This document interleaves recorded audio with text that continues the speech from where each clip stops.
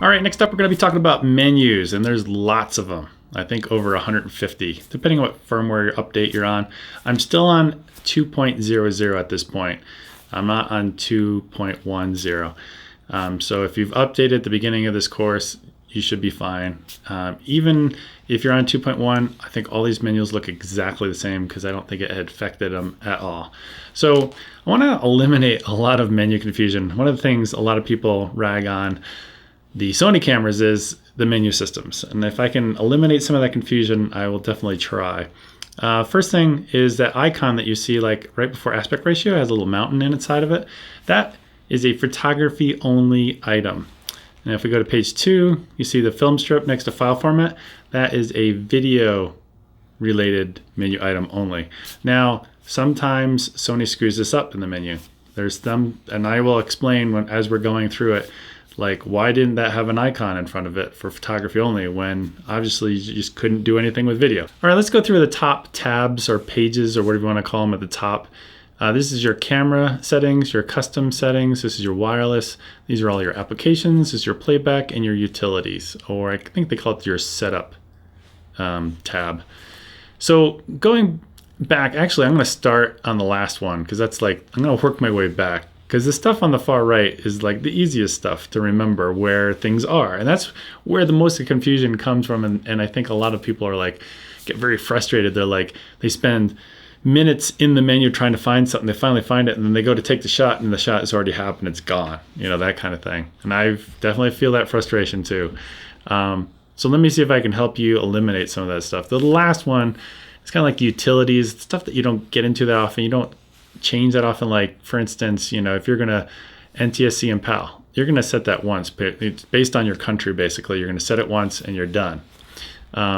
You know, things with like HDMI and stuff like that, you're only going to do that once. And so this is, that's why they put it all the way to the right. Playback menu. Most of the stuff that you usually don't even need to get into this menu that often. You can do most of it from the back of the camera, just basically the play menu, the play button. And that's pretty much it, which is great. So there's not much confusion there. Application, not much confusion here either. You basically just download apps, put them on your camera like the time-lapse app, and then you just use it. It's pretty self-explanatory. The wireless is pretty self-explanatory. This is something you're just going to set up once. You're going to set up to your home hot Wi-Fi network. You're going to be able to connect to it, and then you can go to the application list and download an application if you want. Or you can use it like with your smartphone. And I'll demonstrate some of that stuff later. I'm not going to spend too much time on the wireless and the application menus, to be honest. That would take a lot of time, and I want to spend more of that time, you know, with things like S-Log 2 and 3.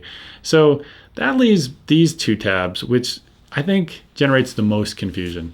And the way I can kind of put it, maybe to help you, the way I think of it, is this first tab is kind of how you acquire the image. All the different things like, you know, setting your ISO, your white balance, stuff like that really affects the image. It's the, I guess, the image quality, or, you know, how you're acquiring the image. Whereas this other tab are like zebras and like peaking. These are tools to help you acquire the image. Now, you know, it's not perfect to even think of it that way because, like, for instance, on this page number 6 on this this tab, you've got function menu set and custom key settings, how you basically set up the camera where the custom keys or custom buttons on the camera. That's something you do once. So for me, I would have put, if I was a Sony engineer, I would have put this all the way at the end. You know, it's not really a tool that helps you acquire the image. It's, yeah, it kind of is, but I think that's where most of the confusion comes in. And I think a lot of people have talked about having like what you do with Canon, because I come from a Canon background, where you could create your own menu and things that you get to a lot. Like if you're going to change between APS-C and full frame mode a lot, you would do that here. And obviously there's other things that we haven't talked about, like all the picture profiles in this area right here where you can customize it. But I'm talking about you know, having a menu like in this situation right here, another tab that's like your own menu, and you put your favorites in there and that you get to all the time. So hopefully that kind of clears things up a little bit. Kind of, you know, this is your acquisition. These are your tools for acquisition, wireless, application, playback, and things that you don't get to that often, like PAL, NTSC. All right, there's another way to navigate the menu. If you go right here where it says tile menu on the second page over, on the last tab where the gear icon is, and you can turn on the tile menu. So basically what happens now when I press the menu button, this appears. So you can go all these major headings. If you want to get to the camera settings, you can go to here. So every time you press the menu button and you press it again, you're going to be out. You press it again, you go in, and then you're on that particular tab. All right, so let's get started. The first one is a photography only, so we can pretty much skip that. Aspect ratio, I'm gonna actually talk about this one a little bit. If you're really confident about your framing and you're doing like a time lapse, for instance, you could set this to 16:9. But if you want more wiggle room and you want to be able to pan and scan up and down the image, I would definitely leave it in 3.2 if you're doing some sort of time lapses. Quality, I usually shoot a RAW when I'm doing time lapses, and I pretty much shoot RAW pretty much all the time. RAW file type, you can have compressed or you can do uncompressed. Now, I'm not any sort of astro guy when it comes to night photography. I've done a few of them, as you can see here, but basically what happens is I've heard that the uncompressed, when you're doing a night time lapse, actually will give you better results. I can't verify that because I haven't even tried it, because I don't do that many night time lapses, to be honest. Panorama, that is a photography only. Panorama direction is a photography only. We'll skip that. All right, page 2, file format. I'm going to slow down and spend a little time on this one. We're going to start at the very bottom, MP4. This is our worst codec. You're going to get the most artifacts from it. It's got the lowest bitrate, doesn't shoot 4K. I would advise staying away from it unless you're using it for proxies, which I'll tell you about later. AVC HD has a higher bitrate, and I believe this was made around the time, this is still an older codec, around the time of like DVD authoring, like Blu-ray and stuff like that. The bitrate goes higher, but there's still a lot of artifacts you're going to get from it. The top two, the XAVCS, these are really good. I mean, we've come a long way on codecs, because this codec is really good, especially when you're shooting 4K on this camera. This thing, in terms of like, you know, if we're starting to worry about things like banding, this is really, really good. Now, out of frame that you can't see is my Shogun. That records ProRes as well as like DN, XHR, HD, a lot of different higher, even higher codecs or higher bit rates. This will record internally like 100 meg, whereas the Shogun, when you're shooting 4K, will be like 600 or 700 meg. But the thing I want to say here is this codec is, once you get to like MP4 is like, you can get down to like, I don't know, 10 meg per second or 15 meg per second. I can't remember exactly what it is. AVC HD, you get up to like 24, maybe 22 meg. And then once you get to here, especially when you're starting to shoot 4K, you jump to 100 meg. Now, like I talked about before, ProRes in 4K sometimes can be like 600 or 700 meg. But once you get to that like 100 meg tier, things look really, really good. You don't get much artifacting, you don't get much banding, you don't get a lot of problems that you would normally get when you're between like the 10 and like 25 or 50 megabit per second area. The difference between going from like 100 all the way up to like 700, there's not much difference there.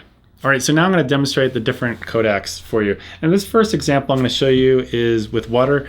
And what happens is the codecs usually have a tough time with random or hard to predict items. And this particular example, as you'll see, there's a lot of things going on. All the pixels in the frame are moving, and they're moving in a very random way with reflections on the water. So let's take a look.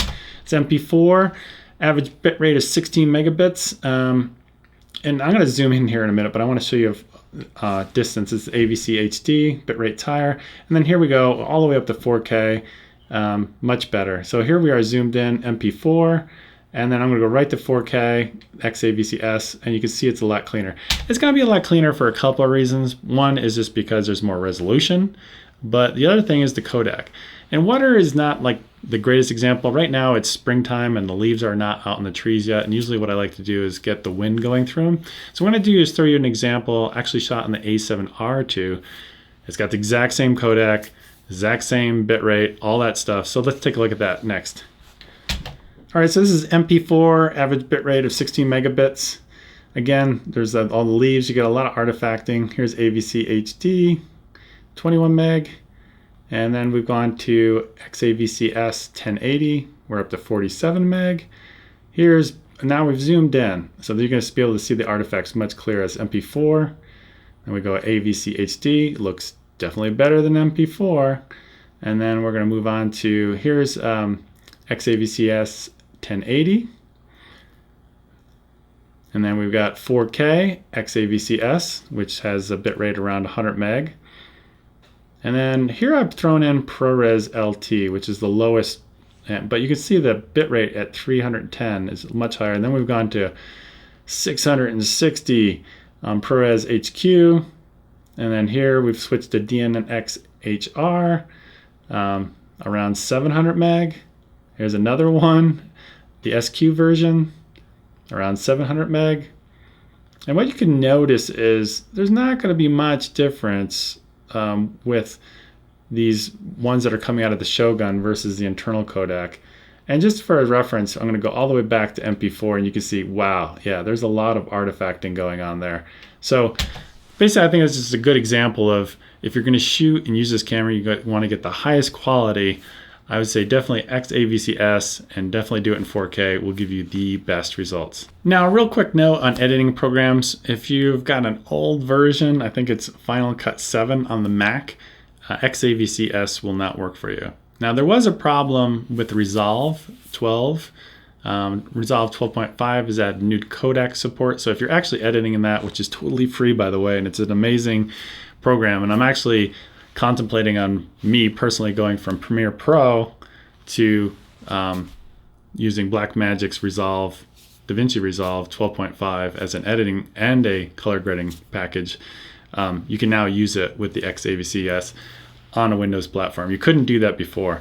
But I will tell you, if you don't have a beefy computer and you're using a laptop, let's say, that doesn't have a dedicated graphics card, maybe it has a only 2 cores, you're going to run into problems.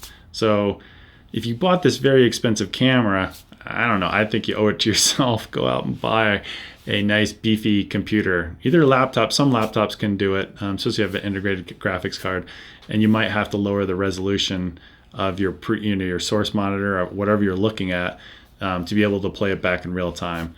My computer, on the other hand, if you've actually, I actually did a video. Actually, Asus came to my house right here, JJ from Asus, and actually built this for me, and we did a whole video on it. So if you're interested in that kind of stuff, just search for Dave Dugdale Beast computer on Google and you'll find the video. There are actually quite a few videos on it. So if you're looking to upgrade your computer, SSD drives, how much RAM you need and all that stuff, that video will give you a lot of good stuff that I just can't cover here in the course. When it comes to file format, I want to talk briefly about 8-bit versus 10-bit, because this is an 8-bit only camera, and we're going to be shooting log later, and I want to kind of talk about this real briefly. And now I've already created a video on this on my main YouTube channel. If you haven't already watched it, I'm going to kind of summarize here. But basically, it's an 8-bit camera. It doesn't matter if you're coming out of the HDMI, still 8-bit. That's all you can do with this camera. The wonderful thing about this camera is you can shoot 4K, and that 8-bit almost kind of turns into a quasi, whatever you want to call it, 10-bit camera. And I'm going to show you the results here in a second. So let's take a look at our first test. So on the left-hand side, you're going to see the Sony FS5, which is a 10-bit camera when you take the SDI output, and it's to 1080. And I'm going to record it to the Shogun 422 ProRes 24p. And then on the right-hand side, you're going to see the A7R2, which has the same type thing that you're going to see here on the A7S. It's going to look exactly the same. In fact, I'll show you a test with this camera, so don't worry. It's 8-bit camera, HDMI output, shooting 1080. And it's also going to the Shogun with the exact same settings. So basically what I've done here is I've taken the codec out of the equation, the XAVCS, so they're both recording at the same codec because the FS5 records on a slightly different flavor of XAVC. And I've also taken the Chroma Subsampling out of the equation. They're both going 422. And if you don't know what that is, I'm going to actually explain that next. So don't worry. So basically, all we're doing here is looking at the difference between 8-bit and 10-bit. So let's take a look at the test. And as you can see, I have woefully underexposed myself. I'm really underexposed. In fact, I think that white or the gray maybe is at like 20 IRE, really, really low. So let me show you what I did in post to actually bring the levels up. So basically I made a few white balance adjustments, brought the exposure, made a massive curve adjustment, and let's take a look at the two. And as you can see, on the right hand side, the 8-bit has got a lot of noise, macro blocking, kind of the image basically is falling apart. As we zoom in and we take a look at it here, yes, we can definitely see that 10-bit is definitely better than 8-bit. When you screw something up or you have to stretch the image, you're doing massive amounts of color grading, 10-bit, yes, is definitely better than 8-bit. But, now here comes the big but. Let's run that test again, but this time, all I'm gonna do here is change the A7R2 to 4K. And let's take a look. So here's our base images. Both of them extremely underexposed, equally, the same exact amount. I brought them up and look, they look fantastic. The A7R2 with the 8-bit camera this time now looks fantastic. We zoom in, I would almost say that the A7R maybe slightly is better than the FS5. That's pretty amazing. So let's do the test again, but this time I'm going to use the A7S II. So what I did with my friends, we went out to near this bridge and we took a look at 4 different cameras. Got the Scarlet from Red Dragon, we've got the C100, we've also got the FS5 and the A7S II. So these first tests, we just did it in daylight. This is properly exposed for the gray card, and the background and the water, if it blew out, we really didn't care. Here's the C100 8-bit. I'm just showing you these, what it would have looked like properly exposed. So now, this is with not properly exposed, and I shot these all in S-Log. So what I'm going to do now is I'm going to turn on Lumetri for this one and turn it on for this one and hit play. So when you look at both of them, they both look really good. I mean, the A7S does just as good as FS5 when you shoot it in 4K.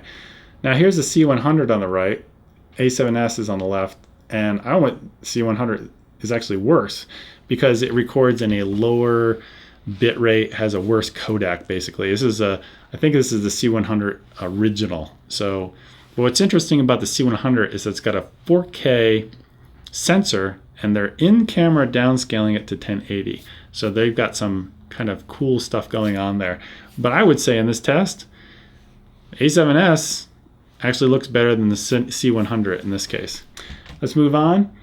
And here we got the Red Scarlet at 12-bit raw. And to me, it's like, what happened? It looks actually worse. So what I've done here is I've basically, in post, I've taken that white patch, it was like at 20, and I stretched it all the way up to like, I don't know, I can't even remember what it was, like 60. You normally want to have that white part of the chart basically at 90 IRE because it can reflect about 90% of the light back.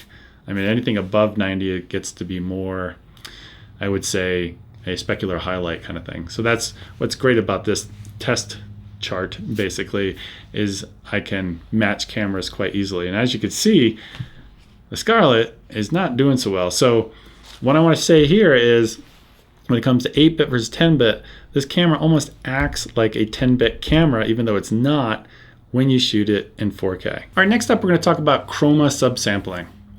Maybe when you purchase this camera, you saw numbers like in the specs like 422 or 420. You might not know what they mean. I am no expert on Chroma Subsampling. I didn't write the Wikipedia page on it, but I can give you kind of at least my experience and knowledge. I'm going to show you some tests here. So in camera, when you shoot to the SD card, this camera does 420. When you come out of the HDMI, it does 422. So basically, what does that mean? Basically, 422 has more color information than 420. So to test this, I talked to some of my colorist friends. Usually those are like the smartest guys around. I said, how can I test this? And they said, well, you can shoot against a green screen, take your doll or something like that and poof the hair out so you can see each individual strand of hair. Maybe even rotate it on a turntable to see what it looks like and compare the 420 to the 422. Now, on these tests, I'm going to show you this done in 4K with the best codec. I think that has something to play into this effect, because a lot of people have talked about online, like, you know how we've talked about 8-bit versus 10-bit, and this camera kind of acts like a 10-bit camera when you shoot in 4K. Well, the same thing kind of happens when you shoot 4K and you're shooting on a green screen. It almost acts like, internally, when you're recording to the SD card, not coming out of the HDMI, but the SD card, when you shoot in 4K, it almost acts like it's a 422 camera. So let's take a look at the test. So here's our doll against the green screen. I haven't keyed it yet, and we're gonna look through all these different examples. So here we are at 420. So this is coming off the SD card internally to the camera. I pulled the key and I copied it over to this one, and this was recorded to the Shogun at 422. So it actually a better codec and better Chroma Subsampling. So I didn't see much of a difference, so we're gonna keep the doll still and we're gonna zoom in. Here 420, here's 422. Again, didn't see much of a difference. We're going to zoom in even more. Here's 420, here's 422. It almost looks like the 422 has got more noise, so let's zoom in even more. We're really pixel peeping here to see a difference. 420 versus 422. Again, I'm seeing more noise, which this one should be better. And here's the alpha channel. Sometimes you can actually see it better, 422, and here's 420, which it looks like the 420 actually looks cleaner. So what's going on? Now, I tried to talk to Sony about this. I actually haven't gotten an answer back from them, but basically this is my theory. I don't know if it's correct, but basically when you're recording from the camera, from the sensor goes through a whole bunch of processing, gets recorded to the SD card. And during that whole processing chain, I believe that there's a whole bunch of noise reduction going on. Now, when it comes off the sensor, goes maybe through some different processing and comes out the HDMI for the 422, maybe they don't introduce as much of that noise reduction. So the differences that you're seeing here on the test, where it actually looks like the 420, what's recorded to the card internally, is better, is I think is what you're seeing is just additional noise reduction that we're not seeing coming out of the SDI. So this was, again, shot at 4K, and when you downsample like we are here, because you're watching this on a 1080 timeline, you're watching it, I outputted this to 1080, all this video. I didn't do it to 4K, I didn't do 720, I downscale, and that's pretty much how I deliver everything. I shoot in 4K, I deliver in 1080. And when you're shooting against a green screen, I don't know. If I were you, I'd shoot in 4K and I would shoot to the internal card. I wouldn't even bother going to a Shogun, because to me, I don't think there's much advantage there, because you're losing that noise reduction path that goes to the SD card. All right, next up is record settings. So we've got a lot of different flavors here. Number on the left is frames per second. Number on the right is our bit rate. So I'd say 90% of the time I'm shooting 24p.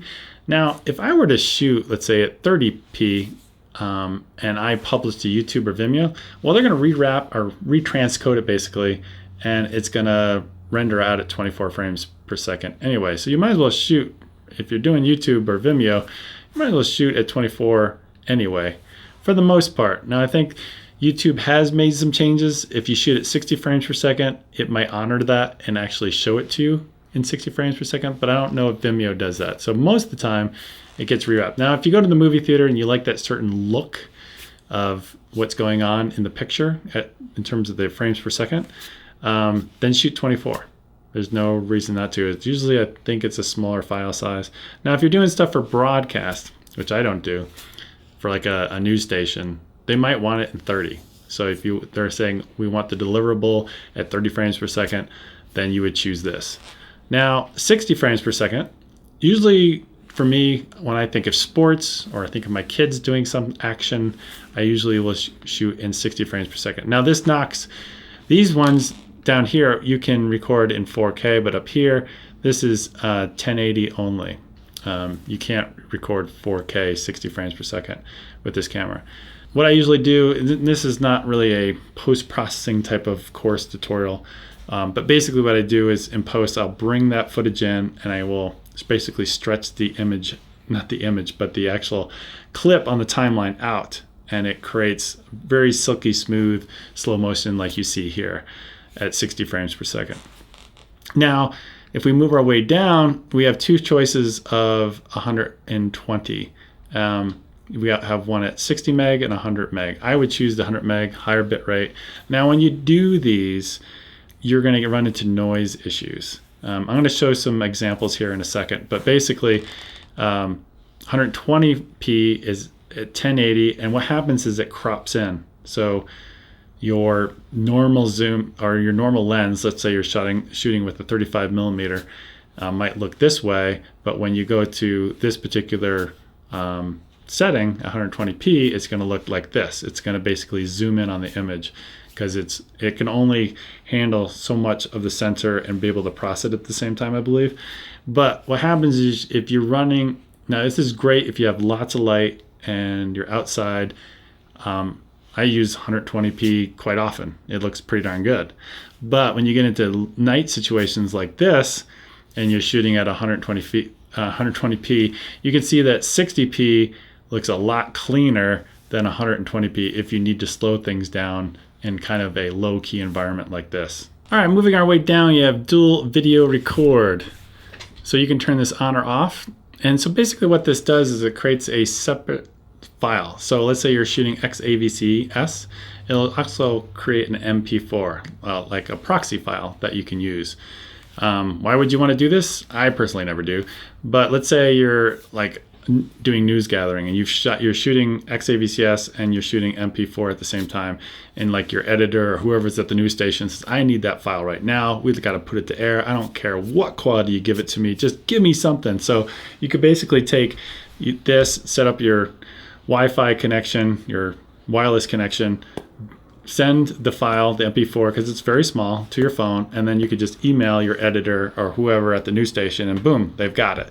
Another reason would be, let's say you have a very wimpy laptop computer and you want to edit. Well, you could bring all the MP4s on the timeline, edit that way, and then use those as your proxies. But when you go to render, you'd actually use your a7Sii files. And so if you're doing news gathering or whatever, you have to get the story done on your laptop, and your laptop just can't handle the a7Sii.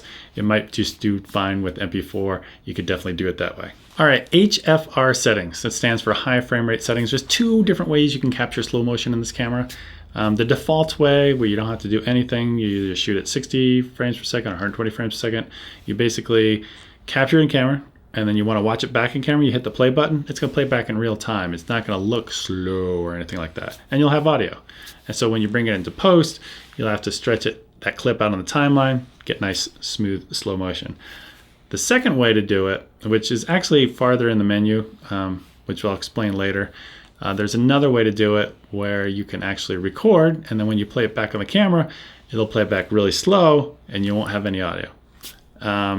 So in these settings, and again, I'm going to explain this more later, but basically, if you shoot at 30p, you'll get 4 times slower is what the manual says. And then if you shoot at 24p, you'll get 5 times slower. Now, if you're in Europe or something like that and you're shooting PAL, you won't get the 5 times slower. I think you only get 30, if I'm not mistaken. At least that's what the manual says. Again, I'll explain this more when we get to that menu item.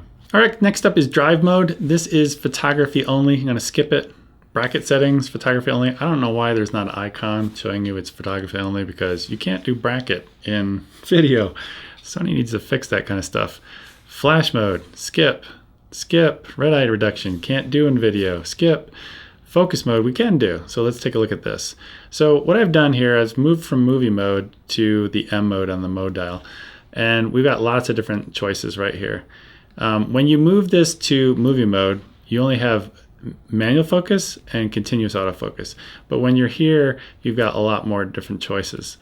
I'm going to talk about the pros and cons of shooting in the M mode versus the movie mode later. But one of the pros of shooting in the M mode, the photography mode, if you will, is you've got more choices in terms of focus. Focus area. So The a7R2, which I'm actually filming with, has a lot of phase detection points, and I think even the new a6300 has even more.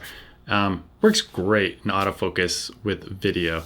Now when we get the autofocus with the A7S, unfortunately it's not as good.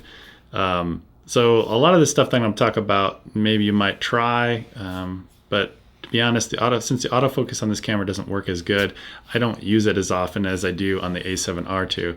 Because like the A7R2, like I'm using like a gimbal and I'm moving with somebody or tracking stuff, I usually put on autofocus and it actually works quite well. This camera unfortunately doesn't. I wish it did. I wish it had a ton of phase detection points.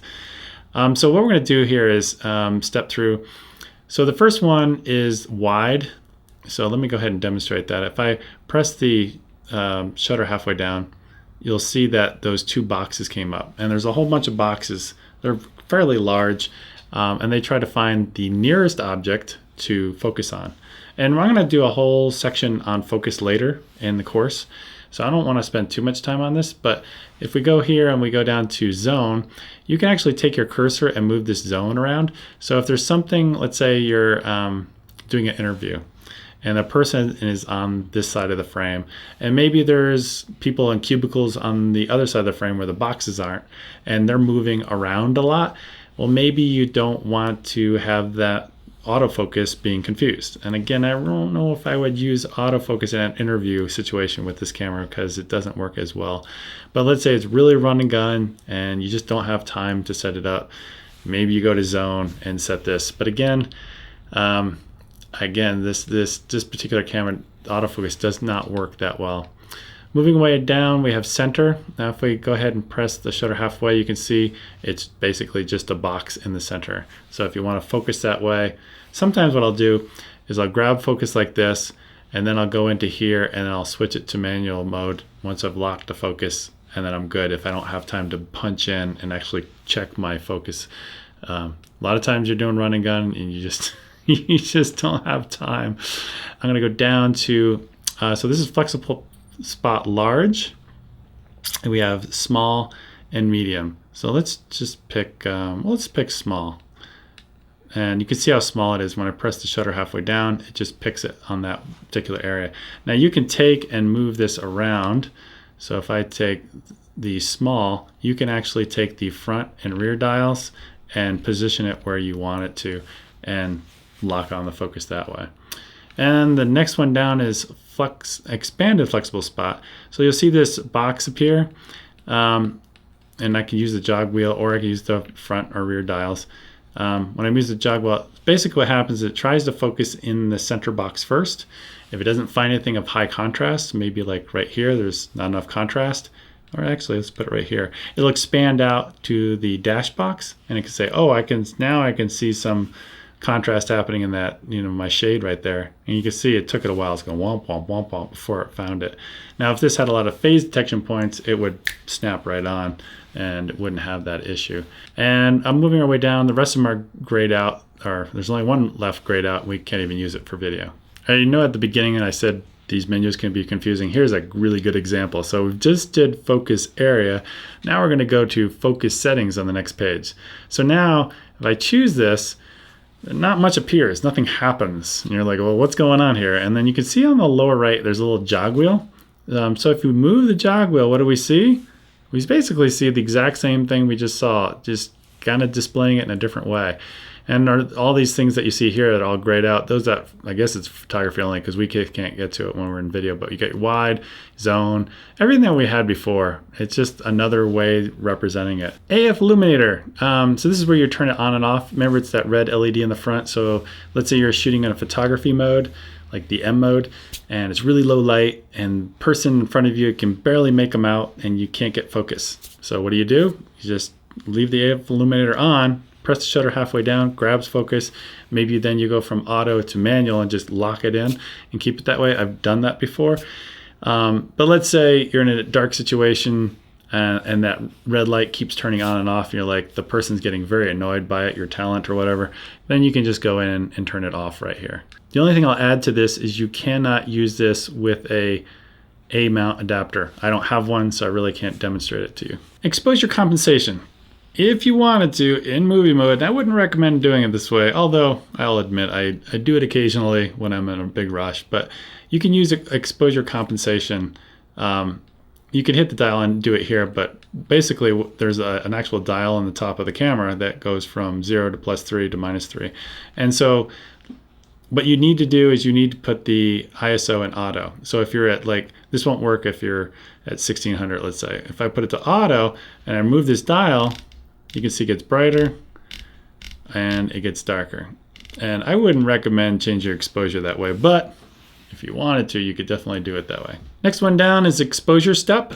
You can change this to have less increments of exposure, or you can have more. I would definitely leave it at 1/3 of a stop. So you have a lot more finer control of how you're adjusting your exposure. All right, next up is ISO or ISO. I don't particularly care how you pronounce it. There's probably a right way and a wrong way. It doesn't really matter to me. I might actually say it both ways. I don't even know what the proper way to say it is actually, but let me explain what it is. So I've got an amplifier here and driving these speakers. If I put my ear up, I have no music playing, put my ear up to the speaker really close with the volume all the way down, basically can't hear anything. If I turn this all the way up, put my ear up to the speaker, I can hear noise, like a shh kind of noise.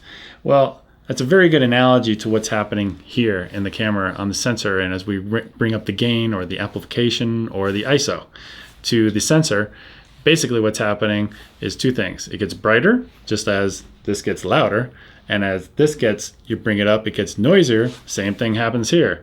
It gets noisier. So as the higher we go with the ISO, the noisier it gets. So let me explain a trick that I do. When you're in a really bright sunny situation, which is not right now. Actually, it's kind of snowing. It's almost May. I don't quite understand Colorado sometimes. But sometimes when it's really bright outside, and many times I've forgotten to take my ND filter, and I don't want to shoot at f/22 because it's not the sharpest part of the lens, and maybe I'm doing a landscape or something like that. Usually, especially this lens, it gets soft. And in fact, even when you're shooting at 4K, if you're shooting at f/22, it can almost make it look like a 1080 image because it's so soft at f/22. So what I'll do is actually go to M mode instead of video mode, and I can decrease the ISO even lower to down to 50. I've lowered it a stop. So then when I'm at, let's say I'm at f/22, I can bring this down 1, 2, 3, and bring it down to stop, and I don't have an ND filter. I'm shooting at f/16, it's sharper at that particular part of the lens, and it's definitely one trick that you might try. Instead of shooting in movie mode, go to M mode, bring down your ISO. The other thing I want to show you is when you go to the word auto in this menu and you cursor to the right, you can change the minimum and maximum. So let's say you don't want the maximum to go to like 3200. So you can set a range, and you could, when you're shooting, you just leave it on auto and let the camera handle the auto ISO for you when you're shooting movies. Now, if you're a one-man band like myself and you're doing gimbal work, this can kind of come in handy, especially if you're going from inside to outside or back in. Here, let me show you an example. Here's, I'm just going outside the car. I think it's ISO 100. And as I go into the car, I believe I had it set to 3200. So it brings up the gain. And it does it pretty smoothly. It doesn't do it too badly sometimes. And you can get the shot. And if you're not a big DP in Hollywood and you've got a whole bunch of people around the camera and on remote controls changing the aperture or the gain or whatever they're doing, I mean, they could do that remotely. But if you're a one-man band and you're on a gimbal, sometimes you need to use auto ISO. And situations where you're going from one lighting situation to another, let's say it's very dark, like inside the car, this can be quite handy. ISO auto minimum shutter speed. Gosh, I've tried this many different ways and I could never get this to work. You'd have to be in P or A mode to actually make this work. Basically, it sets the minimum shutter speed to when the auto ISO kicks in. I've tried doing this many times. You're going to get motion blur, way too much motion blur if you try this. I just advised against this. All right, next up is metering mode. So right now we have spot, center, and multi. So the best way to explain these is just to demonstrate it. So you see where it says mm and it says ±0, and you see where that circle is on the right side of my sliding glass windows. The mm or that 0.0 basically indicates that you have a properly exposed image based off of the information that it's getting. Since we're in spot and you just see that circle, it's saying everything in that circle, we're good, you know. So if you need to properly expose for somebody's face, you might want to put it in spot, do it that way. Another way would be, let's say you have a gray card, 18% gray card, and you put the spot right on the gray card and you get your exposure that way. That's another way to do it. So basically it's looking at that very small area.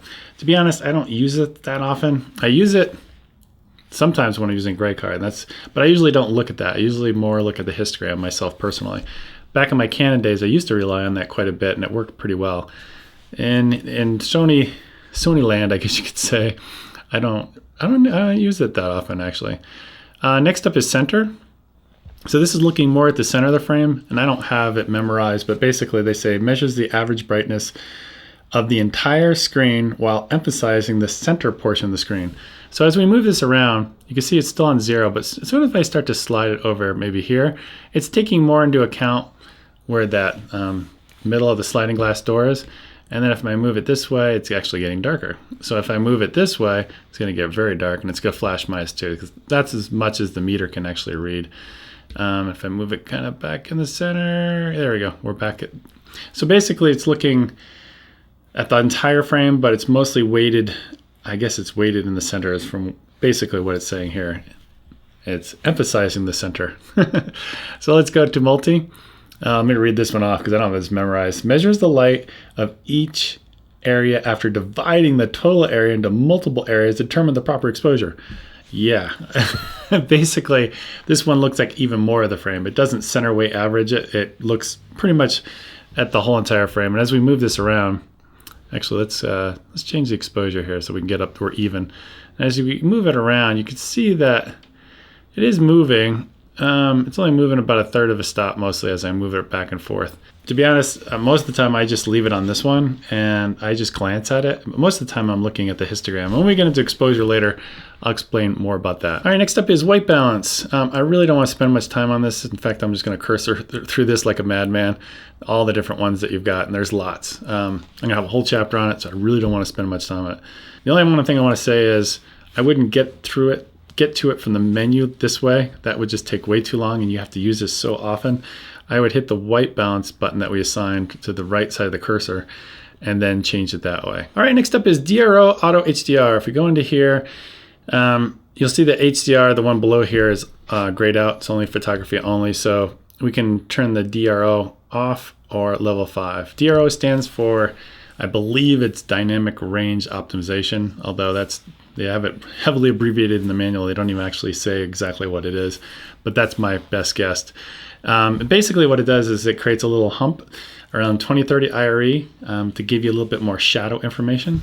And in fact, as we go back and forth here, you can see actually in the shadow, especially out in the lawn there, the grass is actually starting to turn green. Actually, it was just snowing yesterday.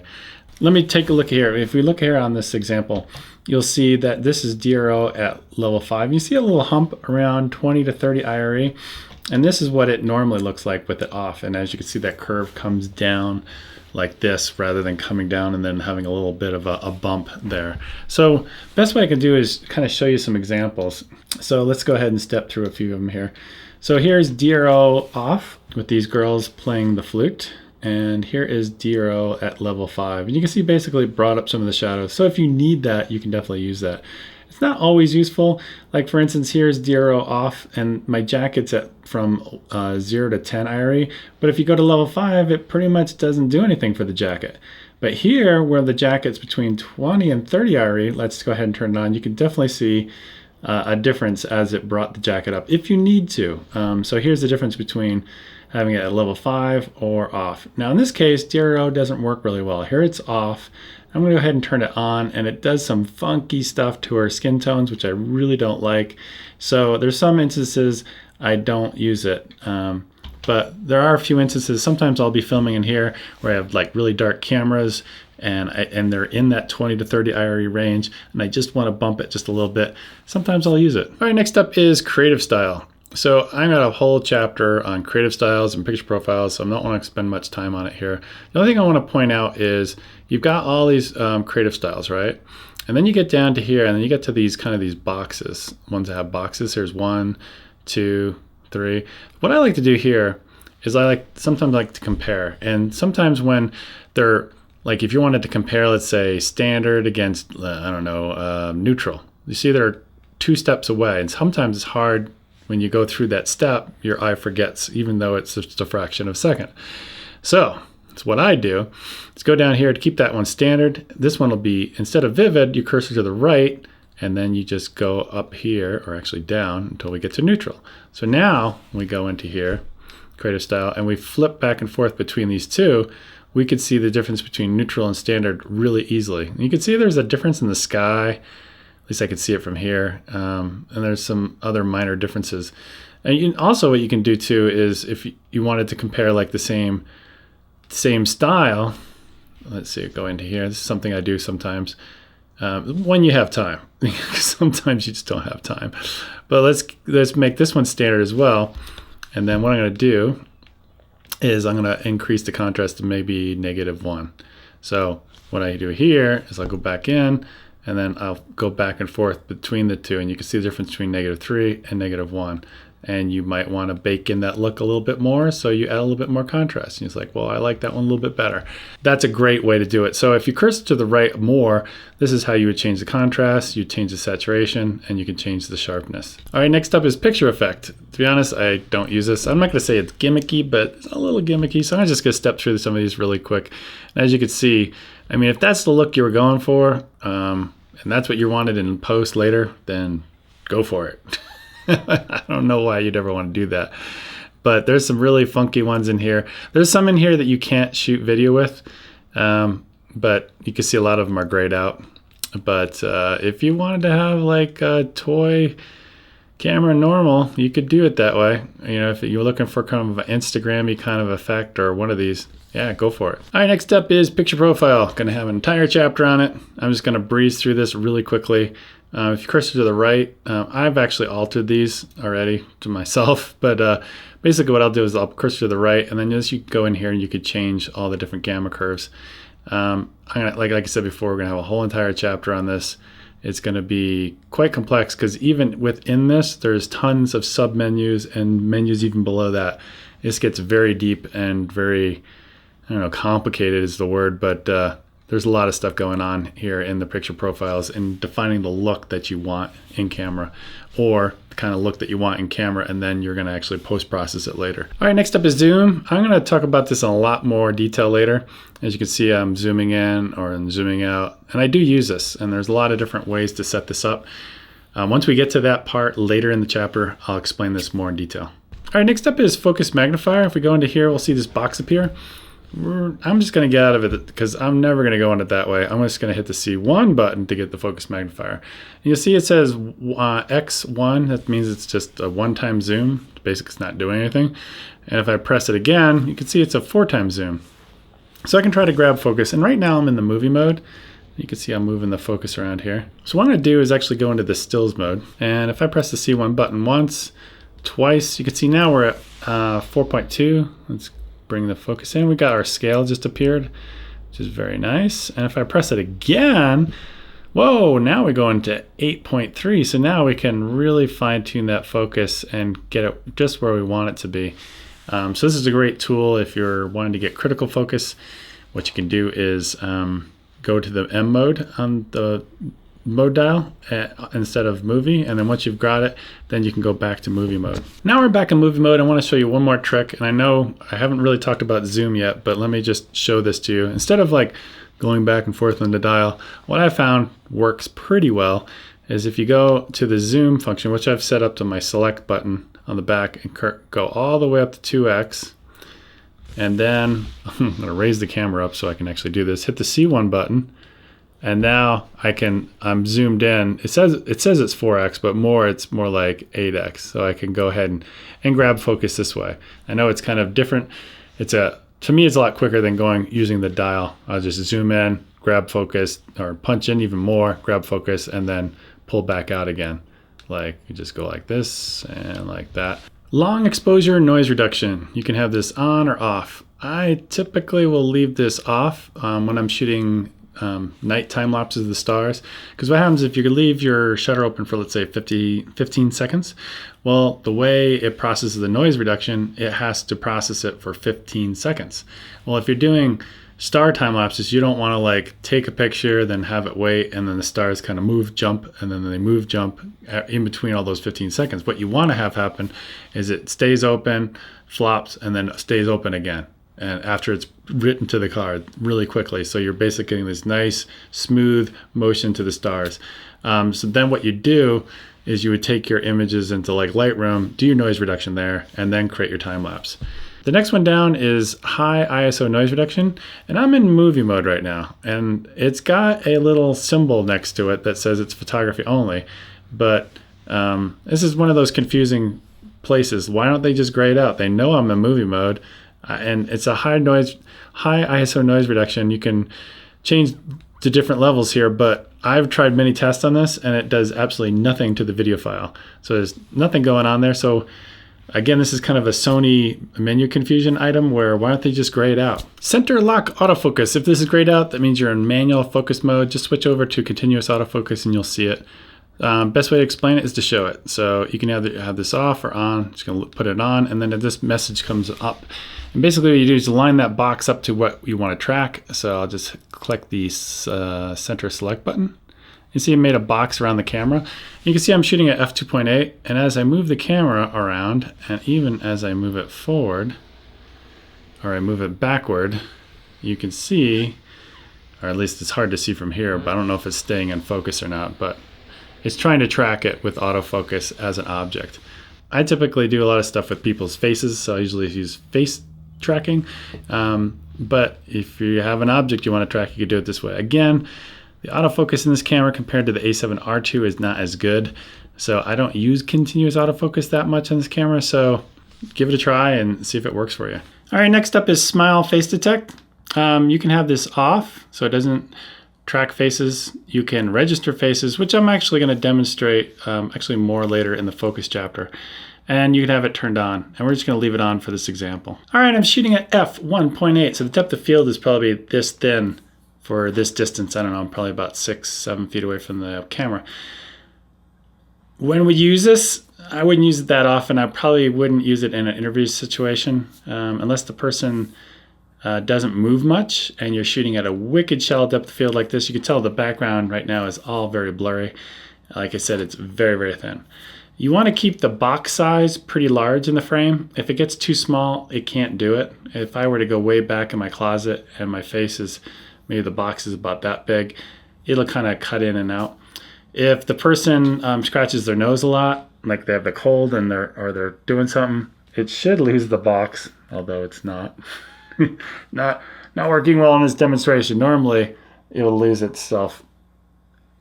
Or if the person reaches up and grabs their glasses, there it goes. It detects, can't see the eye, so it's like, I don't know if that's a face or not. Now, if I move my face this way or this way, it's fine. If I go in like this very slowly and go out very slowly, it tracks pretty well. It's not as good as the a7R2, but if I go really fast, a lunge forward, it's really having a tough time keeping up.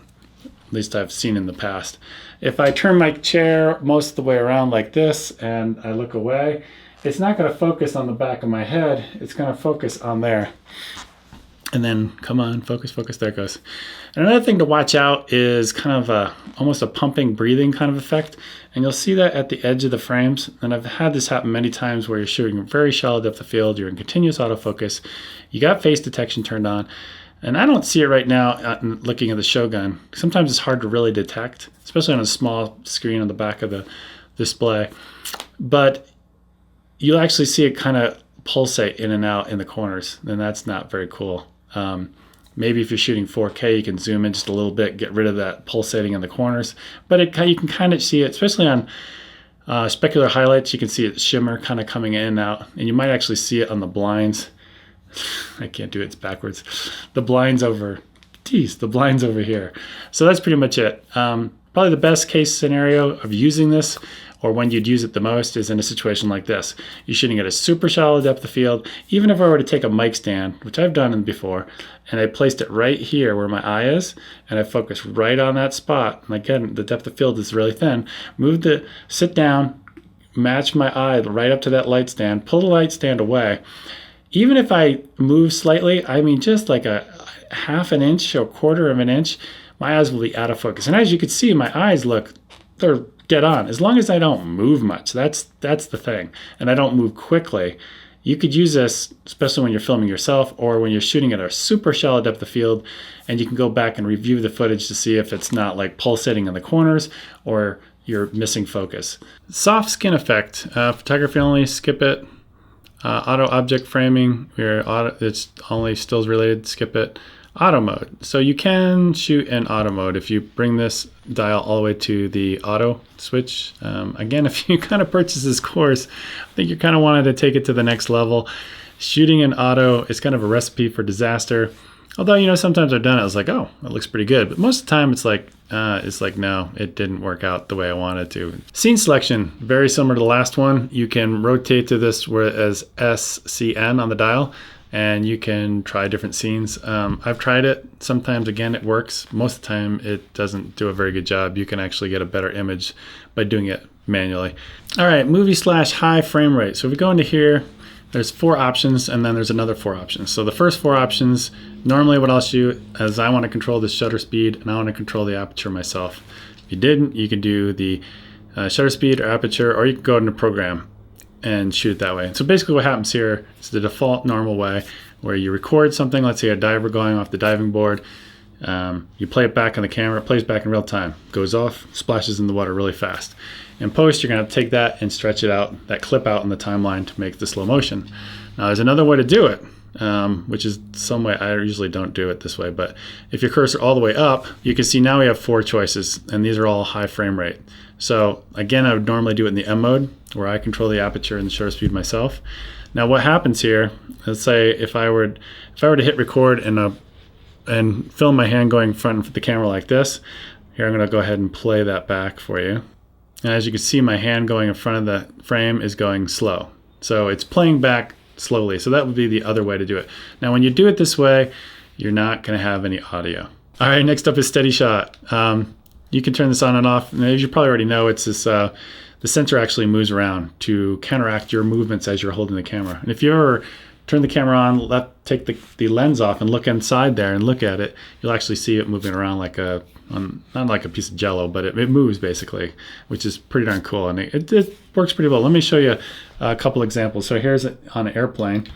Here's with the 5-axis turned off, and here's with the IBIS or 5-axis turned on. As you can see, it smooths out a lot in that light turbulent air that you normally get on an airplane. But it's not only just good for airplanes, it's good for a lot of different things. Like here it's at 7200. I'm actually using clear image zoom a little bit. And here's with the 5-axis turned off. And you can see it's just bouncing around like crazy. And in a few seconds here, I'm going to actually move my hand and switch it back on. And there it goes, it's back on. You can see how smooth that is. And that's pretty impressive. So especially when you're hand holding and you're shooting at like 200 millimeters, and maybe you're even punching in farther than that with the clear image zoom, which we really haven't covered yet. It's pretty fantastic. This is a fantastic tool. Now, one thing I want to note really quickly in terms of cleaning your sensor, because it has this thing that moves around, if you turn your camera off, take your lens off, and you blow it out, and the dust is not coming off the sensor, and you have to revert to like wet wipes where you have to wipe the sensor. I've found that if you have the camera turned off and you're wiping across, it's like wiping across jello, and it causes streaks because the sensor's moving. So what I've done, and I've actually talked to the people at the Sony booth at NAB, and they said, put your ISO to the lowest it'll go, like 100, and then turn your camera on, ISO 100, then turn your IBIS or 5-axis stabilization off. So it locks the sensor in place. Now, take your lens off. You still have your camera turned on. I know it's kind of weird. And then you clean your sensor with the camera on, and it's going to be rock solid. It'll be locked in place, basically. And That's the way I've gotten the best results. And I asked the Sony booth, I'm like, is that okay? And they're like, yeah, that's the way to do it. All right, SteadyShot settings for all you Canon users out there, or maybe Nikon people, or whoever has Canon lenses. This will become very useful. And I had Canon lenses for a long period of time, but for now, I just leave it on auto because I have all Sony glass, so I don't have to worry about this anymore.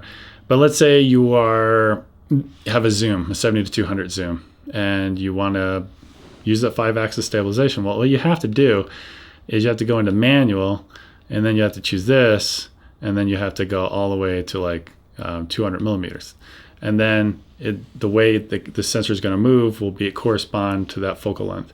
And then you zoom to like, or unzoom to like 70. You would have to go in here, go all the way down to 70, and then choose it. And a lot of time what I've found is I always forget. I'm shooting at 200, I go to 70, and I don't change it, and then it gets really nasty. You can get some really nasty results when you don't have those two matched up properly. And that's one of the reasons why I've just gone all Sony glass. All right, color space, sRGB and Adobe RGB. This is stills only. When you're shooting a video, it's always sRGB. Auto slow shutter. You can turn this on or off. I would recommend just leaving it off. If you even have it turned on, there's only certain instances where it'll actually be used. But if I can describe it, or I'll show it. Here's an example of when it gets really, really dark, you're telling the camera, hey, it's okay to lower the shutter speed or create more motion blur, or more light into the camera. And if you use it like an interview situation where you're thinking to yourself, well, I'll let the shutter vary a little bit, and maybe the person's not moving much in the interview, and I want to keep that ISO really low or something like that, I would suggest not using this, because this is kind of like a recipe for disaster. I've tried to make it work, and it's very difficult. You have to be really, really dark for this to actually activate. A couple of things: it doesn't work in high frame rate shooting. Also, it doesn't work in the shutter priority or manual exposure. So most of the time we're shooting a manual exposure anyway, so this doesn't even have it turn on. But you would probably have to be in like aperture priority for this to actually work. Audio recording, you can have this on or off. I usually like to have audio, so I usually leave it on. Audio recording level, if you wanted to turn it all the way down, this would turn the mic off basically. So the microphones here or the mic input wouldn't receive anything. Now, if I'm using the VideoMic Pro like I am right here, I usually set this to 1. I set this to a +20 on the Rode VideoMic Pro. It's a very hot signal. So that way, the preamps that are built into this camera, which can be somewhat noisy, I would rather the mic do all the work rather than having the preamp in here do some work, because these are noisy. This gives a very clean audio signal, and I'm just going to be very quiet, and you can see just how quiet it is. Oh, there was a couple of trucks up on the road over there. I don't know if you heard that. And then a lot of times what I'll do is I'll bring this all the way up to a +20 when I'm using the internal mics. And that's usually a good place to start if you're using those mics. All right, Sony makes a few other solutions. They have this multi-pin hot shoe, which is really cool. You can actually buy a unit that'll actually clip into there, and you can have 2 XLR inputs, which is great if you're running microphones very long distances. Like right here, I'm running this Rode VideoMic Pro unbalanced, and it usually can go 10-15 feet fine without any interference. But if you're going for like 100 feet or something like that, if you have a boom operator that's actually using a long XLR cable and going to the camera and you're not doing dual sync sound, then that solution might work pretty well. I've tried it. I don't use it, and I never bought it because 1, it was a little bit noisy, and 2, the quality of the mic, I think the Rode VideoMic Pro sounds better. Here, I'll actually play a sentence read from each microphone so you can get an idea what they sound like. Whatever mic you use, you want to get as close to the person talking as possible. Whatever mic you use, you want to get as close to the person talking. All right, next up is audio output timing. And as you can see, I have my headphones on, and basically I'm just using the internal mics right here, but I can hear myself live, meaning there's no delay. I can hear exactly what I'm saying. There's no problems. The timing's perfect, basically. But if you wanted to monitor what's called lip sync, which I really should think it's like post-recording. So if I select this, now it's really hard for me to talk because I can hear myself like a half second later. And whoa, let me just get out of this because that's much better. So when you're in that lip sync or post recording, you should be able to hear for problems like distortion or anything like that that was recorded. But you would pretty much need some pretty heavy cans on your head in order to not hear them talk and then hear the delay and have it really bother you. It's like being in a football stadium and trying to sing the national anthem and having hear yourself like a second later. It's really difficult, and those people that can do it are pretty amazing. Wind noise reduction. So you can have this on or off. I typically leave it off. Different microphones have high pass filters built into them if you want to use it on the microphone, or if you have just the camera with the internal mics and you have a lot of wind noise, you can go in here and turn it on. It basically creates a high pass filter around 125 hertz. So everything below that, like rumble and wind noise that you might hear, it'll try to eliminate. It doesn't get rid of all of it, but it's definitely helps, especially if you're like using headphones and you're trying to monitor, like somebody's doing a walk and talk and they've got a lav on and the wind screen or the wind muff on it's not working really well and it's really windy and all you can hear is wind. Well, you can definitely go in here and turn this on, and then you will have less of that wind noise and so you can actually hear what the person's saying. All right, next up is memory recall, which is grayed out. I'll explain why here in a second. And then you've got memory. So let's go into memory first, and we'll come back to memory recall. So this is where you would store memories, and kind of in the whole Sony menu confusion item is, well, how do you store it? And what do you do? It's not quite intuitive. There's no place where it says save. It just says, like the select button says enter. Well, that is actually how you save. So what you would do is, let's actually get out of here. So you can see I'm on the mode dial, I'm on M. I'm going to set this to F8, and I'm going to set the white balance to 5500K, and this one is also, I've got it set for, I guess, 4K recording, let's say, and it's set 50th of a second. So what I'm going to do is go into memory, and I'm going to store that in memory 1. So there's 2 memories up here, and then these other 4 are kind of like I would call software memories, but the 1 and 2 is what you primarily use, and that's what's on the mode dial. So when you want to recall it, you just pass into, or you'd go to that on the dial. To save it, all you have to do is just hit enter, and that saved it. So what I'm going to do is I'm going to change, just to make this different, I'm going to go to F16.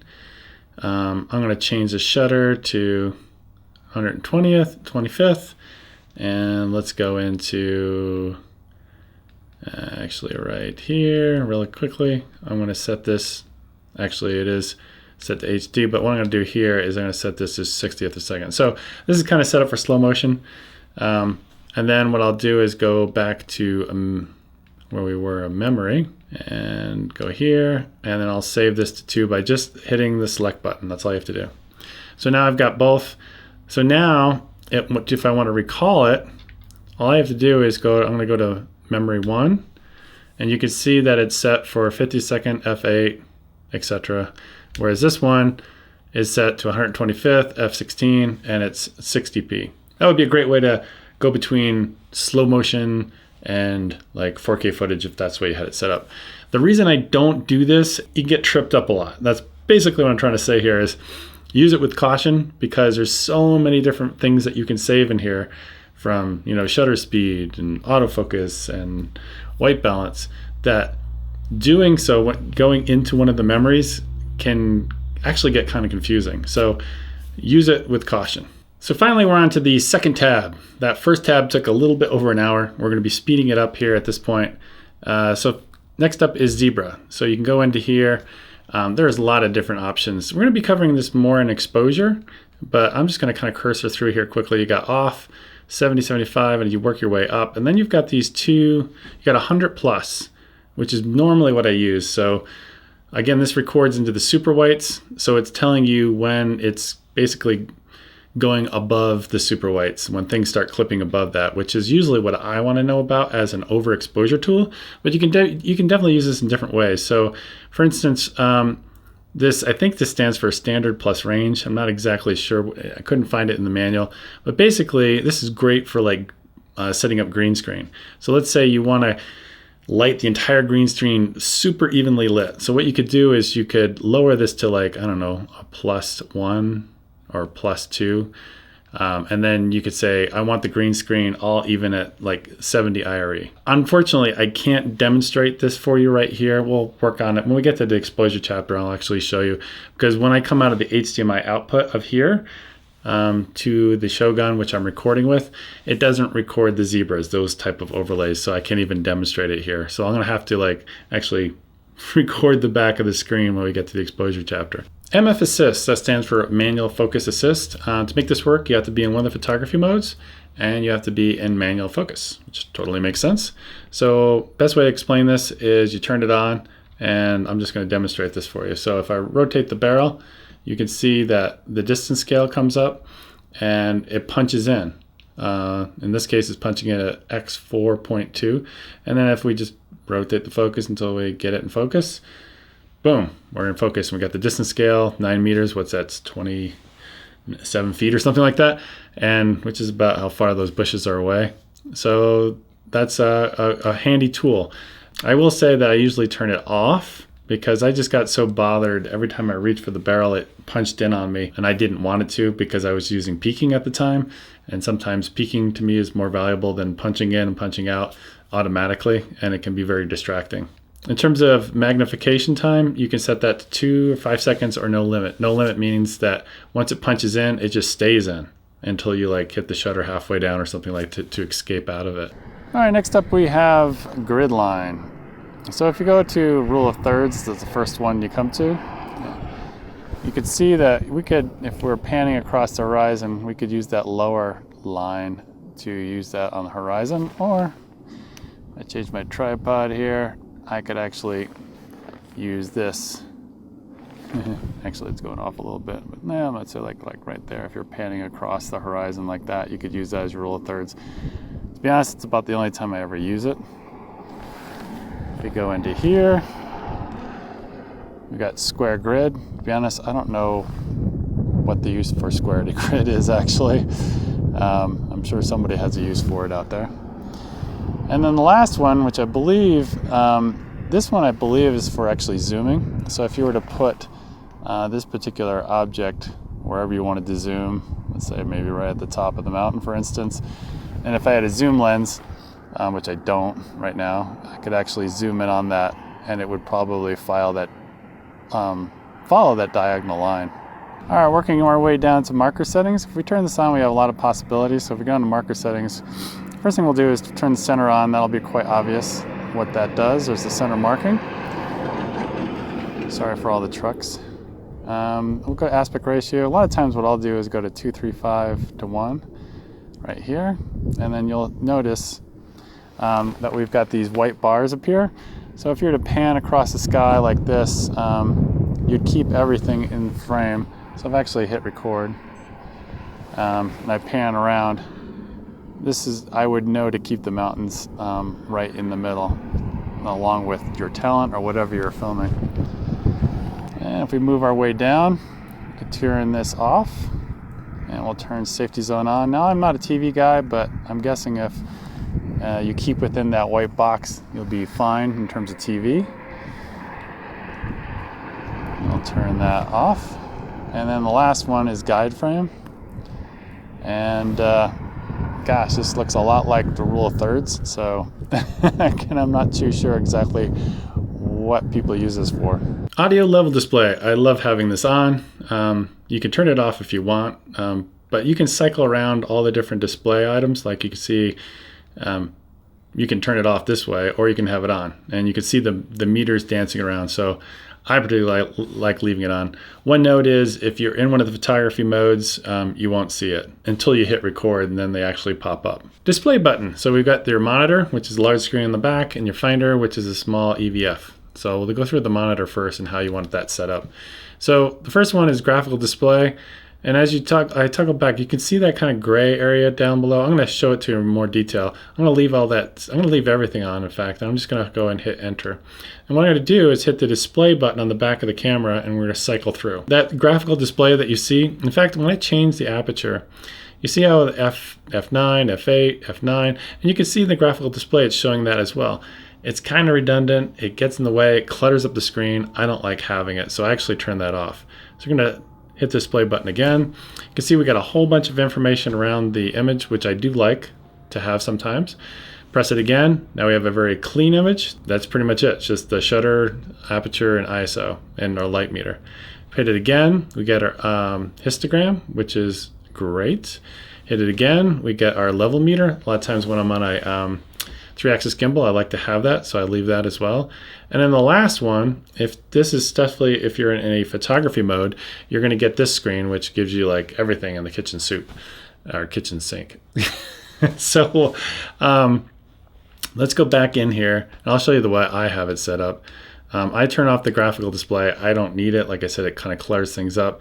And for the viewfinder, I don't select that one either. Finder, again, graphical display, I don't really need that. All display information, I don't really need that because I have it in the back of the screen. So when I'm looking through the viewfinder, the only thing I really want is a nice clean display, or it's wonderful to have the histogram. Sometimes I'll put the level in there if I'm shooting with a monopod and I've got my eye up to it a lot. Sometimes when I'm doing sports, sometimes I want to know if I'm like the monopod's starting to list a little bit kind of thing. So that's nice. So that's the way I have those set up. Peaking level, you can have this on high, mid, or low. And I really can't demonstrate this to you right now because no overlays. I'm going to be showing this and demoing this later when we get to our exposure chapter. Peaking color, kind of the same thing. I can't really show it to you, but basically, like if you have somebody with a red dress on, you might not want the peaking color to be red. You might want to move that to white. Most of the time, I'll just leave it on red. Exposure set guy, I would highly recommend leaving this off, and I'll show you why. It's a pain in the butt. Let's turn it on and we'll demonstrate. So when I rotate the aperture control, let's say, you can see this big thing popped up, and going between 9 and 10, you can see I've got redundant information. I really don't need this. And the reason why this also happens with shutter, I'll just demonstrate real quick with the shutter, and also that when I change the ISO, it does the same thing. So let me show you why this is so frustrating. So when I hit the display and I'm using the histogram, and it's a very powerful tool. It's fantastic for gauging your exposure. Well, what's the one thing you want to have on the screen when you're adjusting exposure is the histogram, but watch what happens when I adjust the aperture. It goes away because it's showing me this redundant information. And then if I just release it for a couple seconds, not do anything, the histogram comes back. So this is just, to me, it's like super redundant. I wish they didn't even have that in the menu.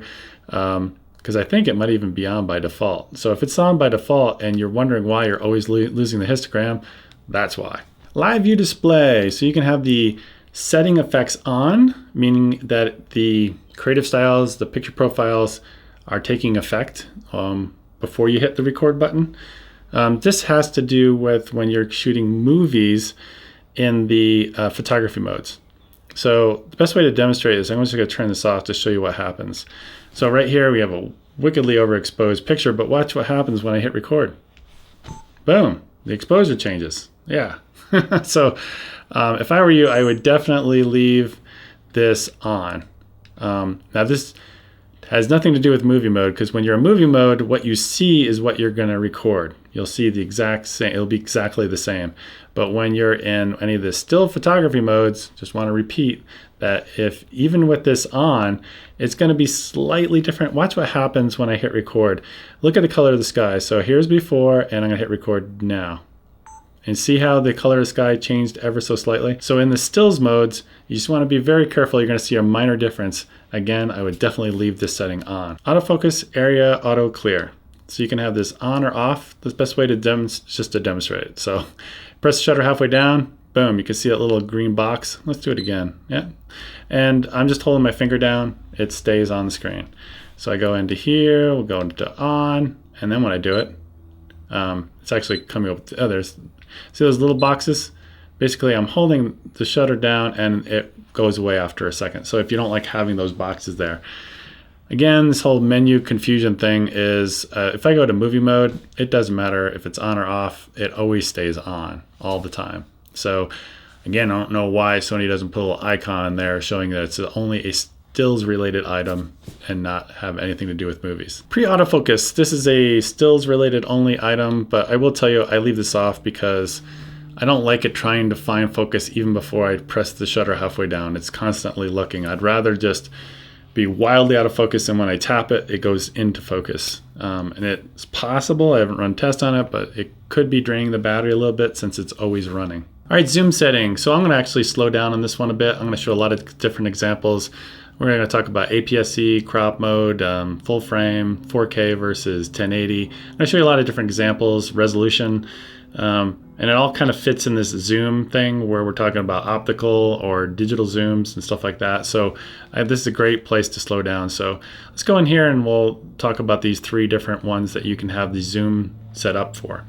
You can have it set up for optical zoom. So if you're using a power zoom, like I'm actually using on that lens I'm filling with, it's the 18-105. I'll be talking more about that in the lens chapter, but it has a power zoom, which is fantastic, especially if you're doing news gathering or sports. I do a lot of sports. It's a fantastic tool to be able to smoothly zoom in and zoom out with the rocker switch. Now, if you have it set to this, it's only going to go from like 18-105 on that lens. It'll zoom in and it'll stop there. Now, if you go down to clear image zoom, it'll go 2x past that. So it'll go through that range and then it'll even continue farther on, which is a fantastic tool. And clear image zoom, as I'm going to demonstrate here in a second, is almost like scratch your head kind of good. It's like, how is it this good? It's pretty amazing. And I'm going to show you some test results that I've scratching my head as how does it work this well? And then there's the actual digital zoom, and this can go even farther beyond that. It can go 4 times. So the best way is let's get right into it and let's take a look at some examples. All right, I'm doing a swipe between 4K full frame and 1080 full frame. And you guys, you can see the 4K is just a better quality. Here's another example. This one's got some sort of heat dissipation going on outside, even though it was like 30 degrees.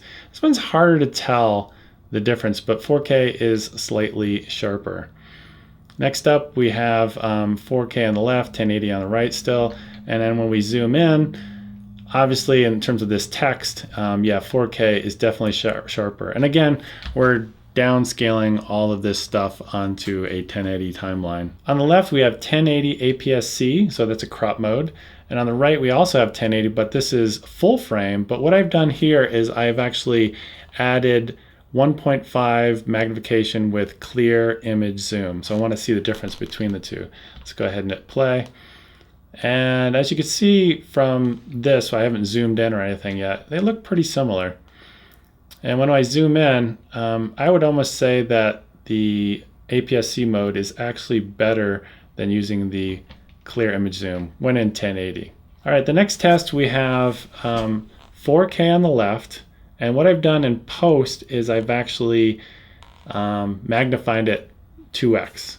And on the right side, 4K, but in camera, I used the clear image zoom and I basically zoomed in 2x. So basically on the left is stuff that was done in post, and on the right was done in camera. So let's take a look. And as you can see from a distance, but when we zoom in, and this was the one that I was like scratching my head, that's pretty good. I mean, I could see there's more contrast going on there on the right hand side with that clear image zoom compared to zooming in on the 4K image on the left in post. And then we look at this example here, the same thing set up, and when we punch in and we zoom in, the clear image zoom for some reason is really doing quite well. So that was the real surprise to me, is like, do you like shoot 4K and then you want to punch in later? Or do you do it in camera, like I was doing here, where you add clear image zoom, you get like 2x to get the same effect, and the clear image zoom was actually looking better. It must be adding some sort of contrast, or if I don't understand, there's some sort of database it looks at and says, you know, there's a lot of stuff going on here in this frame. I know this is a picture of a cat, it's got fur. I know that texture, I'm gonna add a certain amount of texture, or I see a face, I'm gonna add a certain amount of sharpening or something going on in there. So I guess the recommendation I would get is with clear image zoom is don't be afraid of it. It actually works quite well. All right, in this next example, I've got clear image zoom on the left and a digital zoom on the right. And as we swipe through, and these are both zoomed in 2x, to me, it looks like the clear image zoom looks better than the digital. I don't know if you can see that swipe going by. It's very subtle. but from what I'm seeing, that clear image zoom has a little bit of an edge, especially over architecture type stuff like this. When you're talking textures way off in the distance, with heat dissipation going on, sometimes it's harder to tell the difference, but with text and architecture, clear image zoom can definitely be your friend. And this last one I want to show you is optical zoom. It's at 200 millimeter on my 70-200, but on the right hand side, I've got clear image zoom at 2x, but I'm using 100 millimeters. So the one on the left is done optically, which should be the proper way to do it. And then the clear image zoom with 2x at 100 millimeters on the right. So let's take a look. We swipe through and they look pretty darn close. Let's go ahead and zoom in, take a look even closer. And I gotta say the optical actually looks slightly better, but I'm amazed just how good the clear image zoom is. All right, so in conclusion, let's say if you walk up to a farmer's fence and there's a cow there, it's got beautiful light, and you want to zoom in on the cow. So first thing you should do is shoot in 4K. As we've proven here, 4K downscaled on the 1080 timeline is going to look better than 1080. It's going to be sharper, clearer, more detail, all that great stuff. Second thing, obviously, if you've got a 70-200, zoom into 200. Don't keep it at 100 millimeters and zoom in 2x. Do it optically. That's the next thing. So let's say you've gone to 200 millimeters, you want more reach, then you go clear image zoom 2x. That looks pretty darn good. And then if you need more beyond that, you can use your digital, which goes to 4x past that. So the real takeaway, the real lesson that I've learned here is, which really amazed me, was the example where we show how we've taken a 4K image and we've zoomed in at 2x in post versus just shooting it in camera with clear image zoom at 2x. There's something going on with this clear image zoom that adds contrast, as we can see here in the text. And then when it goes to like this head coach of the volleyball, again, there's something going on with this clear image zoom that's giving it a very nice detailed image. iStar AF, we could skip that photography. Finder monitor, this is grayed out because I have the HDMI connector connected and I can't show it to you, but let me explain it to you. You probably already know. If you go into it, you're going to see a choice whether you want it to be on auto or finder or just monitor.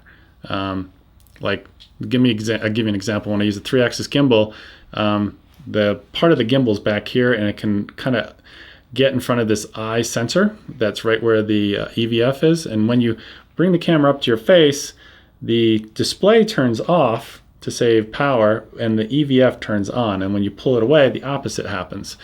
So when you're on a gimbal and you've got this motor kind of like right here, kind of blocking that, it'll be turning on and off, and it's kind of distracting. So you can just force the monitor to be on, or you can force just the viewfinder to be on, or you can be on auto. Release without lens. If you like to do lens whacking, definitely enable this so you can take the lens off the camera, put it at an angle, and you can take pictures. That's if you like to do that kind of thing.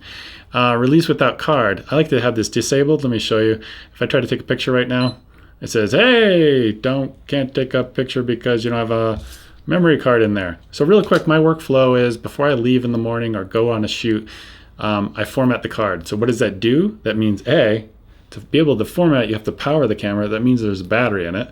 And B, to actually format the card, that means there has to be a card in there. So this is the act of formatting the card in the morning before I leave.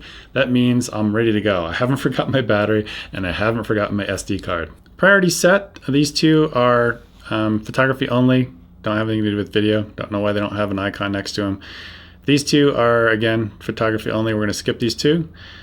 Silent shooting. This is more photography related, but if you're like you do a lot of weddings, for instance, and you want to go into a silent mode because some people will shoot video and then they'll take pictures.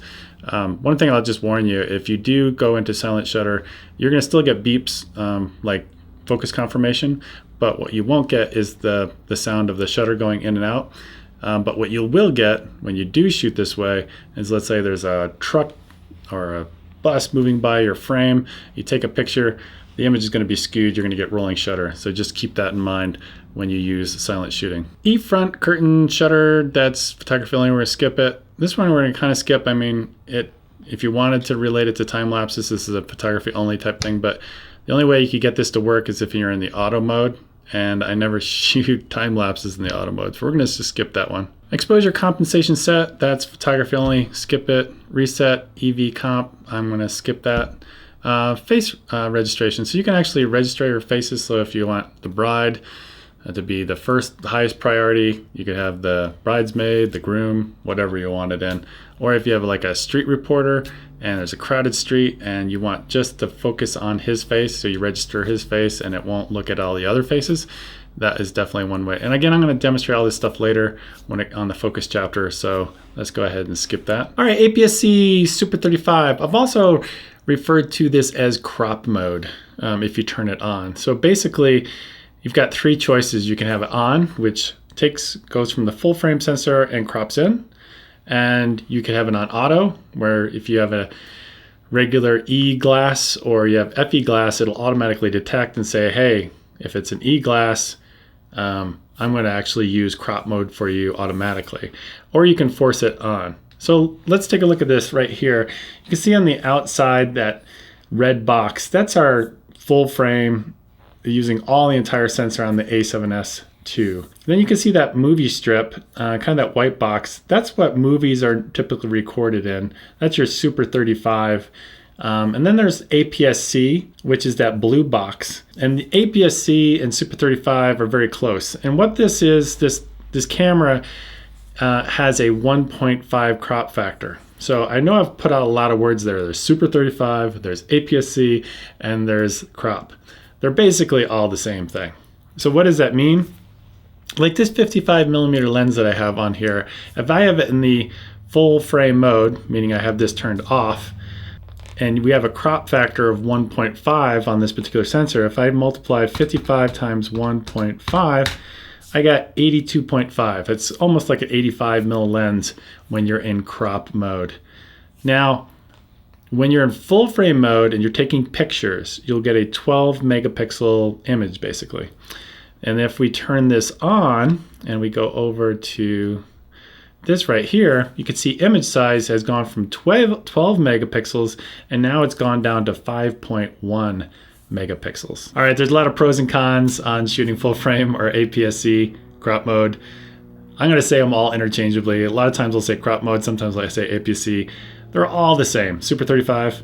Basically what you want to remember is the multiplier. That's the biggest thing. So let's say if this was a 35mm lens, 35 times 1.5 equals 52.5. So you just have to start remembering, if I put a 35 on, it's more like a 50 in APS-C. Or if I put a 55mm on, it's more like an 82. That's how you have to start thinking. The first thing is when I talk about noise. I'm going to show you a test here. And the test pretty much shows they're pretty much the same, either whether you shoot full frame or APS-C, which was very different from when I was testing the a7R II for that course. That is very different and counterintuitive. Usually you think full frame, you're going to get the most cleanest signal out of the camera, which is not the case with the a7R II. That one actually has much cleaner, higher ISOs than you do with full frame. Now let's look at this example. This is shot at 25,600 ISO. I actually had to do F14 to get this to work because it was so bright out here in Las Vegas. And let's go ahead and zoom in. So we got 4K on the left, 1080 on the right. Once we zoom in here we go. And you can see the noise is about the same. You can see there's definitely, the buildings have a lot more detail in 4K. But what you would kind of expect would be the 4K noise would be actually smaller in its granular size, I guess you could say. But it's actually, in this case, they look about equal, which is kind of surprising. I thought full frame would definitely beat out the crop mode on this particular camera. All right, next up, let's talk about rolling shutter. So there's a lot going on in this camera, especially at 4K, the way it processes the image. So if you've got your image right here, this is not a global shutter where everything is captured at the same time. What happens is at the bottom of frame, it's reading and it reads up to the top. So at the bottom, a lot of times what's going to happen is if you pan the camera quickly and you've got a foreground object that's vertical, as you pan through it quickly, what happens is it's going to skew because it reads out at the bottom first. By the time it gets to the top, it's a little bit delayed, so the image is going to skew. So you get this kind of jello effect kind of thing going on. So what's better? Well, if you were to just think about it in theory, I'm going to show you some tests. But if you think about it in theory, there's more vertical lines of resolution that has to happen within 4K versus 1080. So 1080 theoretically should be better. There should be less rolling shutter. There's less for the image to actually have to process. So let's go ahead and take a look at some examples. This first example, I actually have a 3x gimbal and it has a motor on it and it can pan, and I set it to pan very quickly.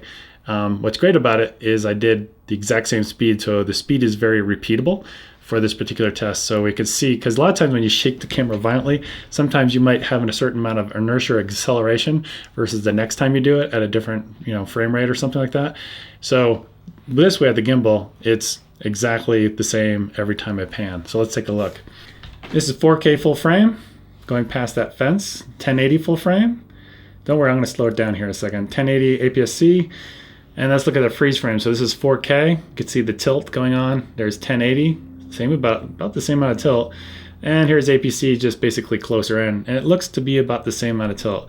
Now, if we just kind of shake the camera wildly, this is 1080 crop mode, which is probably the best, or the least rolling shutter. And then 1080 full frame, to me, seems to have more.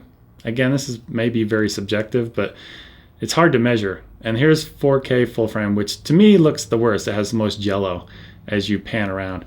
Now, the real problem comes when you have something like this, where you're moving around an object and you have these vertical pulls happening. As you can see, I'm moving around my gimbal.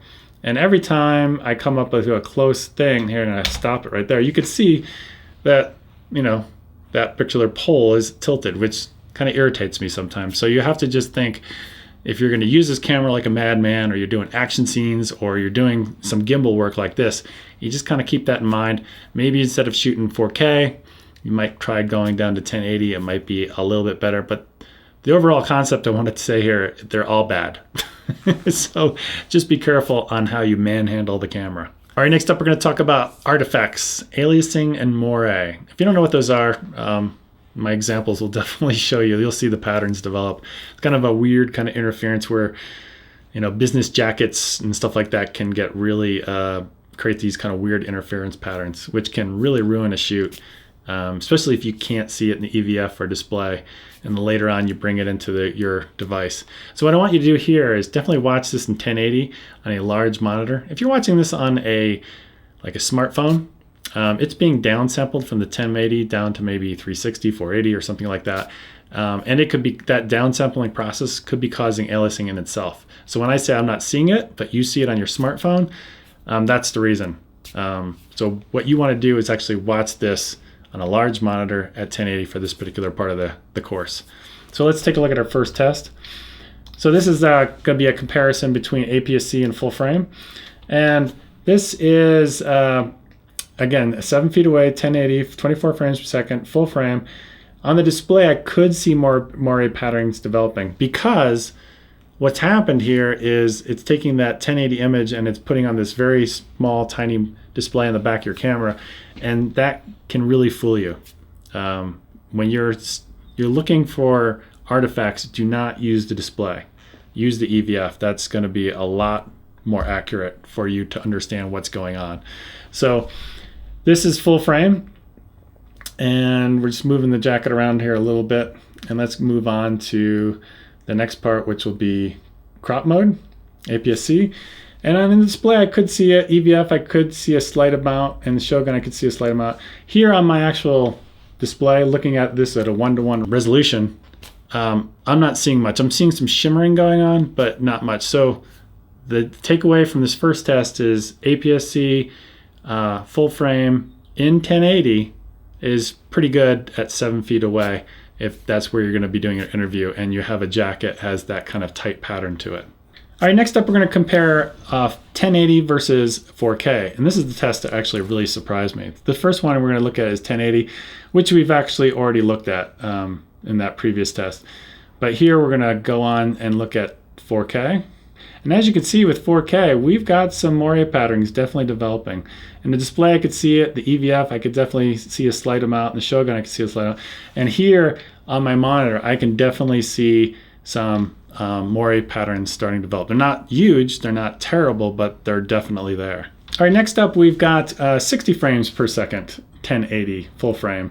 Display, I couldn't see any. The EVA, I could see a slight amount. And here, visually, I can definitely see some aliasing and artifacts happening. I can see moire patterns, especially along the sleeves of the jacket. And then when we go to 4 feet, now I move the camera closer. Now you can see a ton of moire patterns developing. I haven't changed anything. All I did was change the distance to the jacket. And as you can see, those tighter patterns on the jacket are causing a lot of interference and creating those creepy curly kind of moire patterns. So distance is huge here. I mean, like I said before, you're going to be lied to when you look at the display.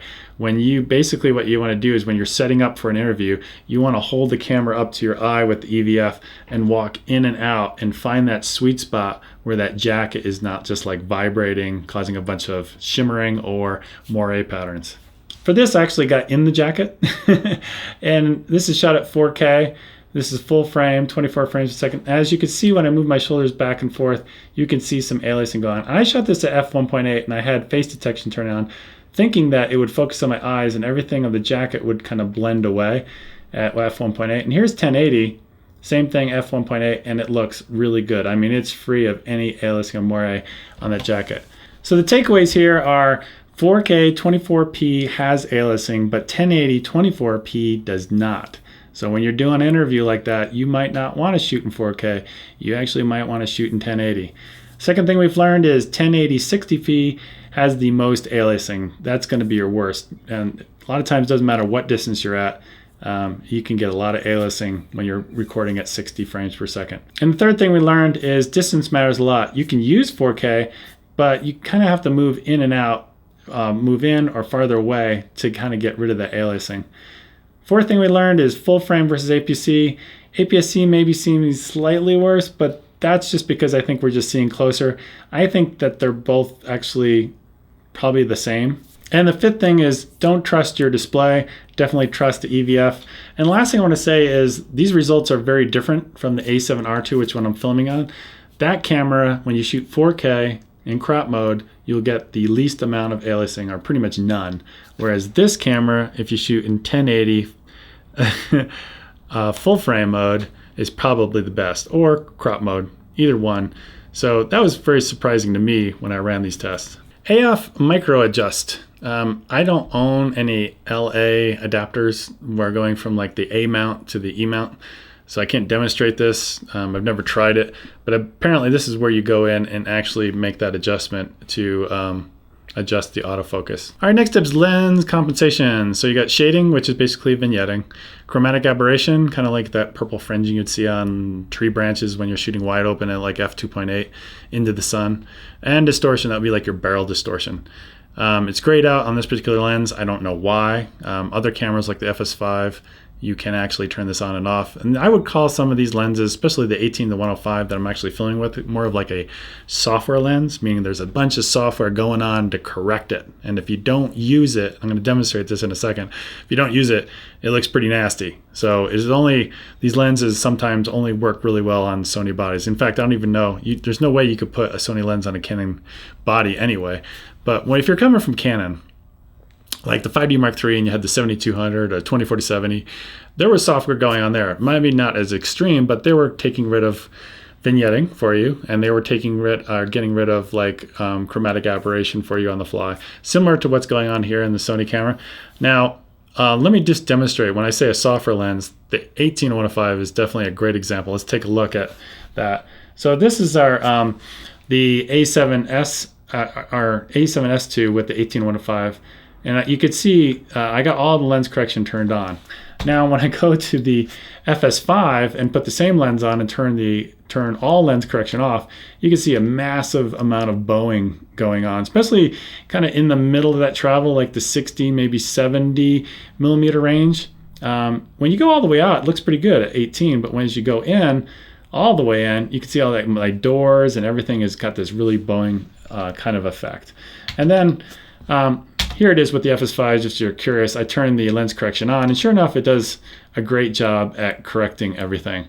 So what I want to say here is if you're coming from Canon and you're expecting that Canon glass to look exactly like it did on your 5D Mark III in terms of getting rid of barrel distortion, vignetting, and all that stuff, it's not going to happen on this camera because it's not doing it on the fly. It doesn't know what your Canon camera it is and probably doesn't care. Sony's like, I don't care if you're using Canon.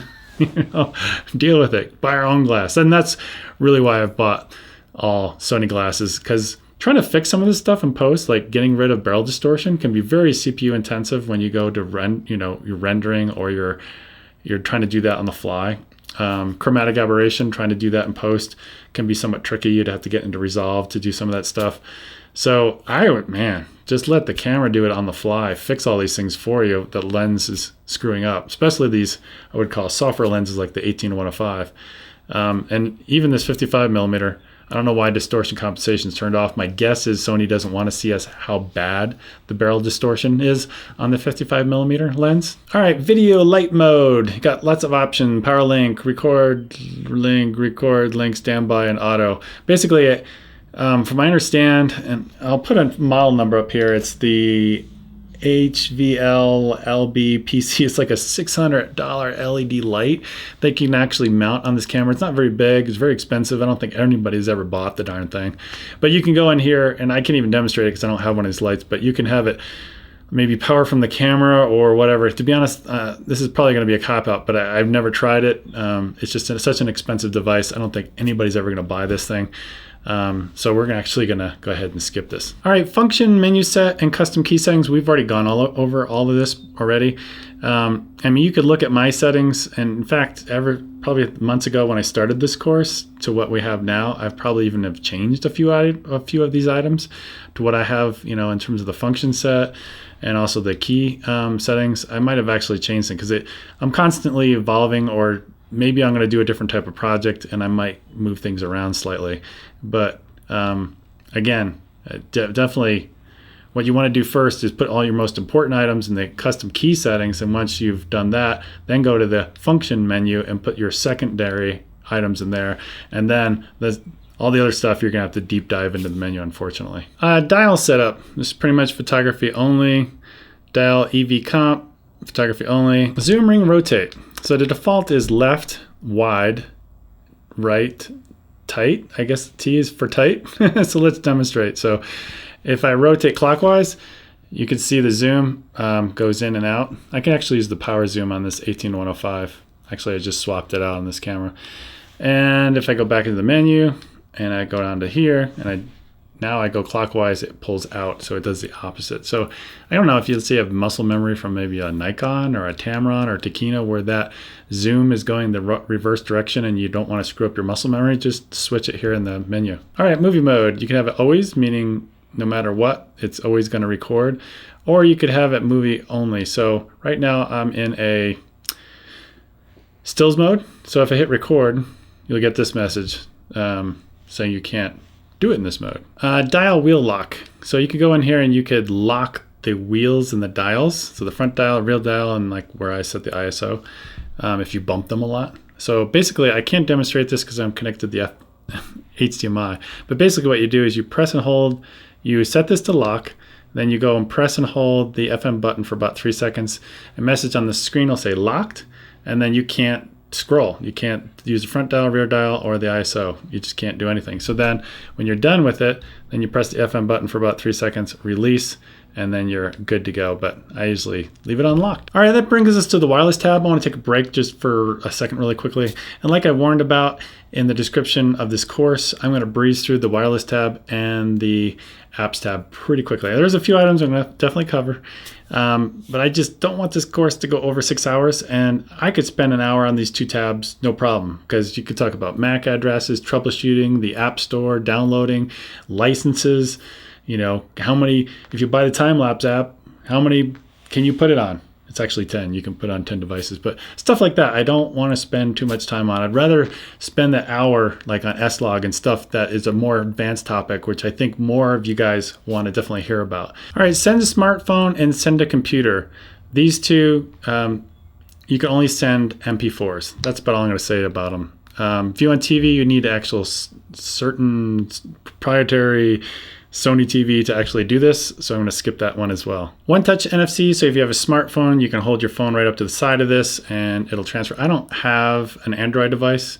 My iPhone has NFC, but it doesn't work with the Sony cameras for some reason, so I can't even demonstrate it. So we're going to skip that one. Airplane mode. You can turn this on or off. So let's say somebody comes around, you can just turn the camera off when you get on the airplane, you'll be fine. But if you want to like view pictures and stuff like that, you can turn this on. Now there's a lot of misinformation on the web in terms of how this affects battery life, because I know other people have said this will drain your battery life. It doesn't. I've run many tests on this multiple times on multiple different cameras like the A7S, the A7R2. To be honest, I haven't tested it on this camera, but I'm pretty sure it's going to be the same. I've run many tests and the battery lasts exactly the same. Sometimes it's within seconds of the last test when the battery ran out, and I'd see time lapses of it. So if you're worried that this is going to drain your battery, no, it doesn't drain your battery. WPS push, I don't have a router. You need a special router, like if you press a button and transfers happen. Again, I'm just going to go ahead and skip that one. Access point set, I'm not going to press this one because it'll actually show you my Wi-Fi network, but this is where you actually go in and set up your Wi-Fi. You'd probably have to enter the ad, or it's going to say Linksys or whatever router that you use, and you put in your password and you'll gain access. And this is how you would actually download apps from the Sony App Store. Edit device name. This is what's going to appear on your like smartphone when you connect to it via Wi-Fi. So you could change it from, ILCE A7 Mark II to Dave or something like that. Dave's camera. Display MAC address does exactly what it says it does. You can reset the SSID and the password, or you can reset the entire network, I believe. All right, we finished the wireless fast. We're going to do this one fast too. Application list. I'm not going to talk about introduction, but application list. You can download a whole bunch of apps. The only one I've ever installed is the time-lapse app. Works pretty well, and it's gotten definitely better over the years. They used to be really crashy a couple of years ago. Now they don't crash. They work very consistently. Great thing about the time-lapse app, it'll actually create like a MOV file or an MP4 file of your time-lapse. Instead of bringing all the individual images and doing it on your computer, you just have the camera do it for you. And when you get home, you just take that one file in and you're ready to go, which is fantastic. Sometimes you don't want to spend too much time on a time-lapse. Too much time on a time-lapse.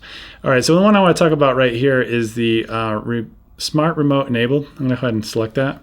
So if you have your phone, and this screen's going to come up, you can see your SSID, and when you go to look for a Wi-Fi device, you're going to find that direct blah blah blah number. You select that, then go to the Play Memories app, and then you'll actually see an image appear on the screen. You'll actually see yourself if you're filming yourself like I am. Then you can control the camera. You can do a bunch of stuff like start, stop recording, change the aperture, ISO, white balance a little bit. It's not as good as like the Panasonic GH4 app. And I used to use that somewhat, but I hate tying up my phone. So I actually bought a little remote like this. I think we've already talked about the RMT 845. And I just start and stop the recording like this, which to me is a lot simpler and faster. And I don't tie up my phone, which is a great way of doing things. But if you're a one-man band and you don't have a monitor like I'm looking at right here, sometimes I can see myself to see if I'm in focus or not, you can definitely use the app. Might work for you. All right, that brings us up to the play menu. I'm going to go through this pretty quick, slow down just a little bit on this one. This one's pretty easy. But one of the things I want to maybe clear up menu confusion-wise. So let's say I go all the way over here. I'm on tab 1, and I go and hit the play button. Remember, I used to be on tab 1. I'm going to hit the menu button. Watch what happens. It goes all the way to the play menu. So anytime you hit play, it thinks, hey, this guy's want to do stuff in the play menu, so I'm going to send you there. I wish it wouldn't do this because it's very jarring. You're like, wait, it doesn't do that for any of the other stuff. Why is it doing for this? It's kind of inconsistent. So let's run through what we got here. So if you go into the delete menu, you can delete things in a lot of different ways. You can leave multiple images, or you can delete it by date. Pretty self-explanatory. I'm not gonna spend too much time. View mode, this can really screw you up. This has screwed me up in the past, and you gotta be very careful if you use this. So let's say you go down here and you say, oh, I want to see all my 4K videos, and it'll only show you that. But the big gotcha is, let's say you set it that way, you do something, you pick up the camera the next day and you shot a whole bunch of pictures that are wonderful, and you go look at them and you're like, they're gone. You're like trying to cursor through to find the images, and all you're seeing is videos, and you've forgotten that you've done this. So it's very dangerous. To me, I would not change that at all. Image index. This is basically where you see a grid of images appear. You can set that to 9, or you can have like 25, which I set it to 9 because 25 images is way too small. So I would just leave it at 9. Display rotation, that's photography only. Slideshow, you'd think this is photography only, but you can this actually works pretty well. So you see where it says 3 seconds interval? Well, actually when you play movies, it'll maybe do that interval for your pictures. It'll do 3 seconds of picture, then the next picture, the next picture. When it does videos, this is pretty cool. So let's say you're on a family vacation to Hawaii and you shot a whole bunch of footage that day, and the family wants to see it right away when they got back from the beach, let's say. So you can just take your camera, take the HMI, hook it up to the TV, hit slideshow, enter in, and it won't, obviously it'll play the duration of the clip, but what it does really nicely is when it leaves that last clip and goes to the next clip, it's very seamless. There's not like any sort of blank screen or anything like that. So you can kind of watch the whole entire day. Just let the video roll in the background as you're making dinner or something like that. And it's just a great way to review footage at the end of the day. A rotate, that's photography only. Enlarge image, photography only. Protect, this is very, almost say it's deceiving. You can go in and protect certain images if you want. Multiple images with date or whatever. I don't even go into this because I myself format cards. So even if I were to protect a bunch of images, if I format it, they're all gone anyway. So I'd never use this.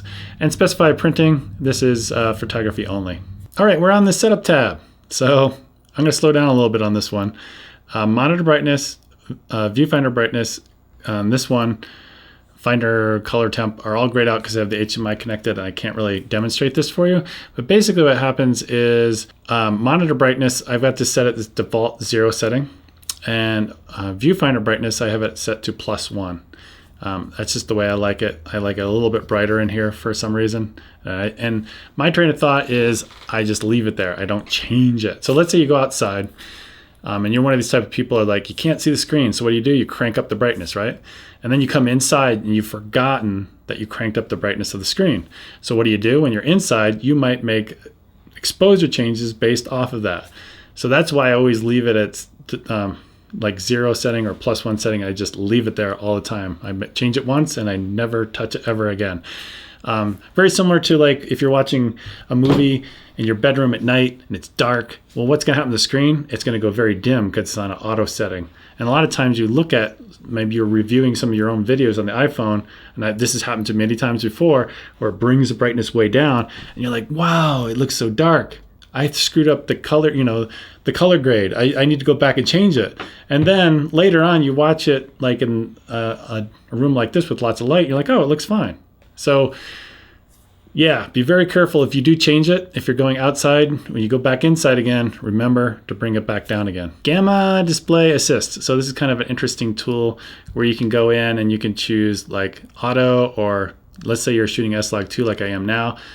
Unfortunately, I'm connected to HDMI, so it's not actually showing this to you, the HDMI output. Like the Shogun has something very similar where you can add LUTs, and this is similar to it's kind of adding an in-camera LUT to the display only. Not the way you recorded it, but the display only, so you can see what it might look like after you process it.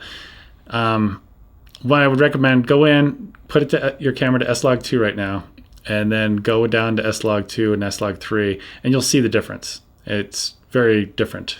And just remember, it's not recorded that way. It's just applying a LUT that it thinks is correct. Now, the problem with this, and I never use it, is many times I'm going to overexpose S-Log2 by 1.5 to 2 stops. S-Log3, very similar.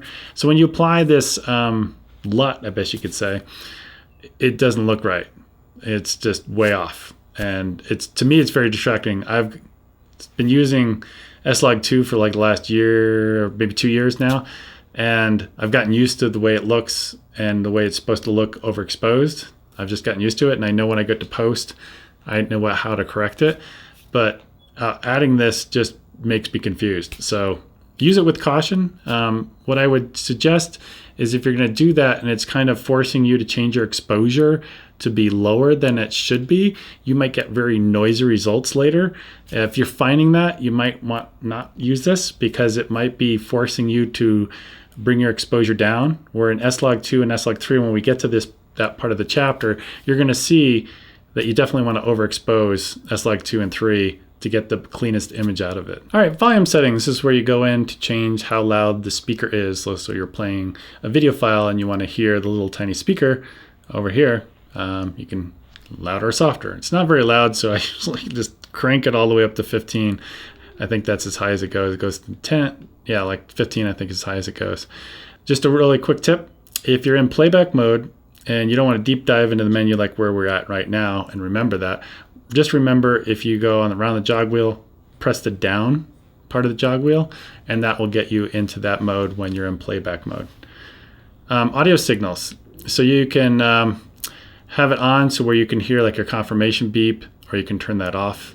So like when you're in photography mode, it'll go bleep when you've acquired focus. To be totally silent, like you don't want to disturb anything, you have to have this turned off, and then you want to go to what's called silent shooting and turn that on so it's using electronic shutter rather than mechanical shutter.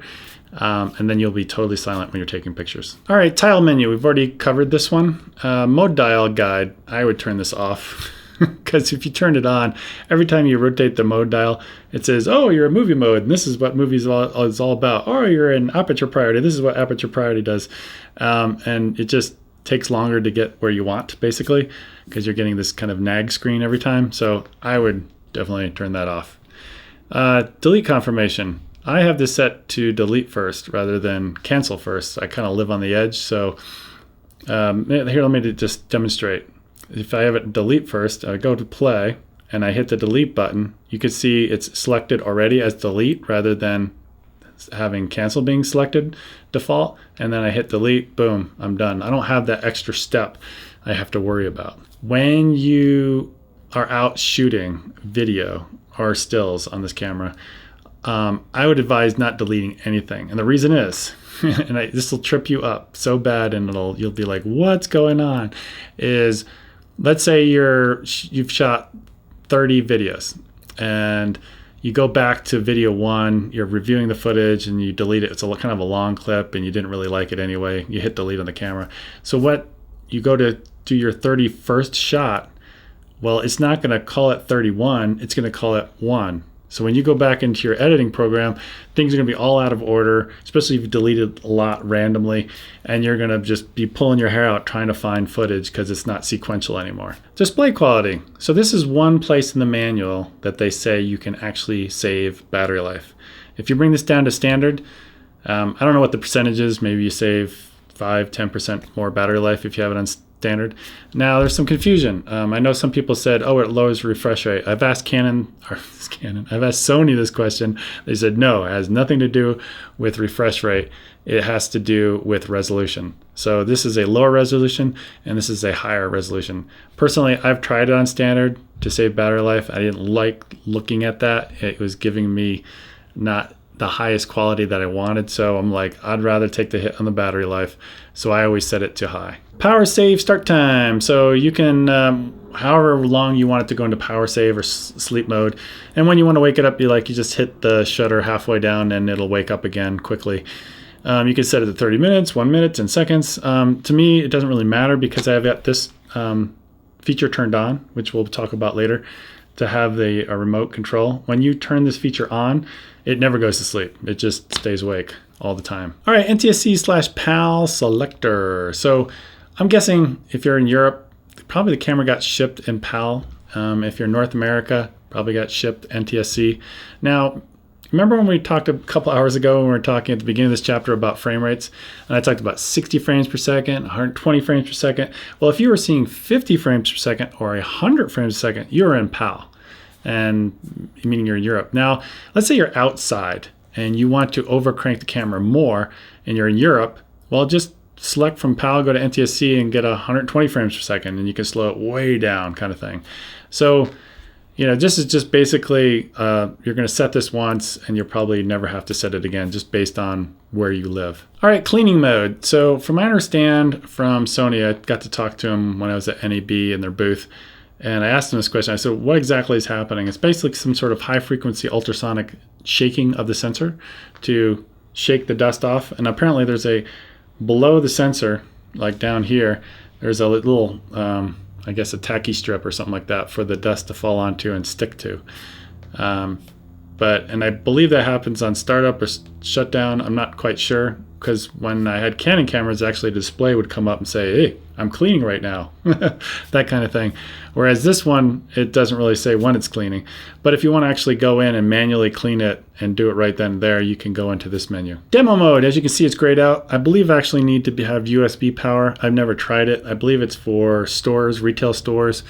Like you go into a local Costco or something like that, and the camera's always got power, and it'll like go through a demo mode to show people as they walk up to the camera what the camera is capable of. All right, timecode user bit settings. Right off the bat, I'm going to tell you, I don't work like in a broadcast setting where timecode is a normal thing, so I have limited experience. I'm going to tell you how I use it, but there's a lot of things in here are pretty advanced, and the way these cameras are set up where you can't really jam sync them, many people aren't going to use it anyway this way. A lot of people are going to use dual sync sound, where they have an external recorder that's not even tied to the camera. They're going to record separately, and then later on they're going to take the audio waveforms and match them up either with software or by eye.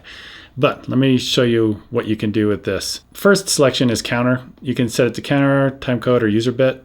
Counter just counts up. You've probably seen it in the lower left-hand side as you hit record. It just counts up, lets you know how long you've been recording, which is great. Or you can set it to time code. You'll see a number run very fast, like the frames number is going really fast. You probably have seen that if you've ever selected this. So if you're using time code, you can set this to time code. These two I don't really know much about. I understand there's certain workflows that certain studios have. They might sign one camera to start on 1 hour, another camera starts on hour 2, another camera starts on hour 3, and for some reason when they bring it in post, they know how to match that up. I particularly don't. TC format, I don't even know what it is in the manual. It's very vague. It's not even worth mentioning because it's so vague. I don't even know what it is. So you got timecode, rec run, and free run. There's two different ways. Free run is how I normally use it, and that's basically the time code just keeps going. So it doesn't matter if you start or stop, start and stop the camera over and over again, that time code is going to keep going. So let's say you stop it, the time code doesn't stop. You go to start it again 15 seconds later, time code is going to be 15 seconds later. Whereas rec run is quite different. It's kind of the opposite of that. TC make, I don't really know what that is. If we go to page 2, user bit, time record, I don't know, and then again in the manual is very vague.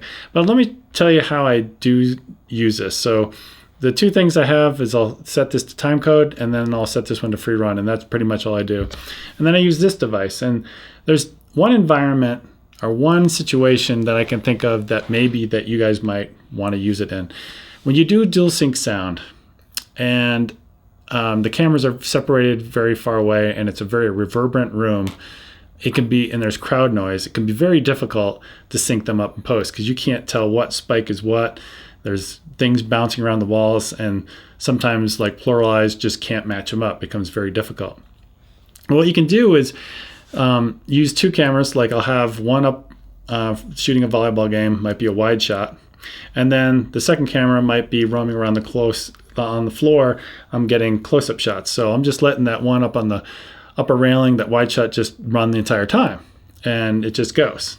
And then when this one, I'm just starting and stopping, starting and stopping. So what happens is on this remote control, there's a little thing that says time code reset. So I'll put the two cameras at the very beginning before the volleyball game, and I'll punch that. And what that does is it brings all the time code down to 0. And then what happens is later on, after I've shot the volleyball game, I bring in, both cameras. The wide shot will just be one long shot, and then the other one, I'll just say whatever editing program you've got, either it's Final Cut or Premiere. I think they all act very similar. You can just kind of say, select all, and you say set to time code. match or sync up to the time code. And then when you drag it on the timeline, you'll see the very long wide shot on your timeline, and then you'll see all these individual clips, and they'll perfectly be matched up. I don't, perfectly is not the right word, because there is some drift going on with the type of, I think the crystal clocks that are in this camera. They're not very accurate, and I'd say about after 2 to 3 hours from when I've noticed, they start to drift at least by a frame. But if your volleyball game is like less than 2 hours, this can actually be a viable solution rather than trying to do it with dual sync sound in terms of matching it up with plural eyes later. Remote control. So I have this on. You can turn it off.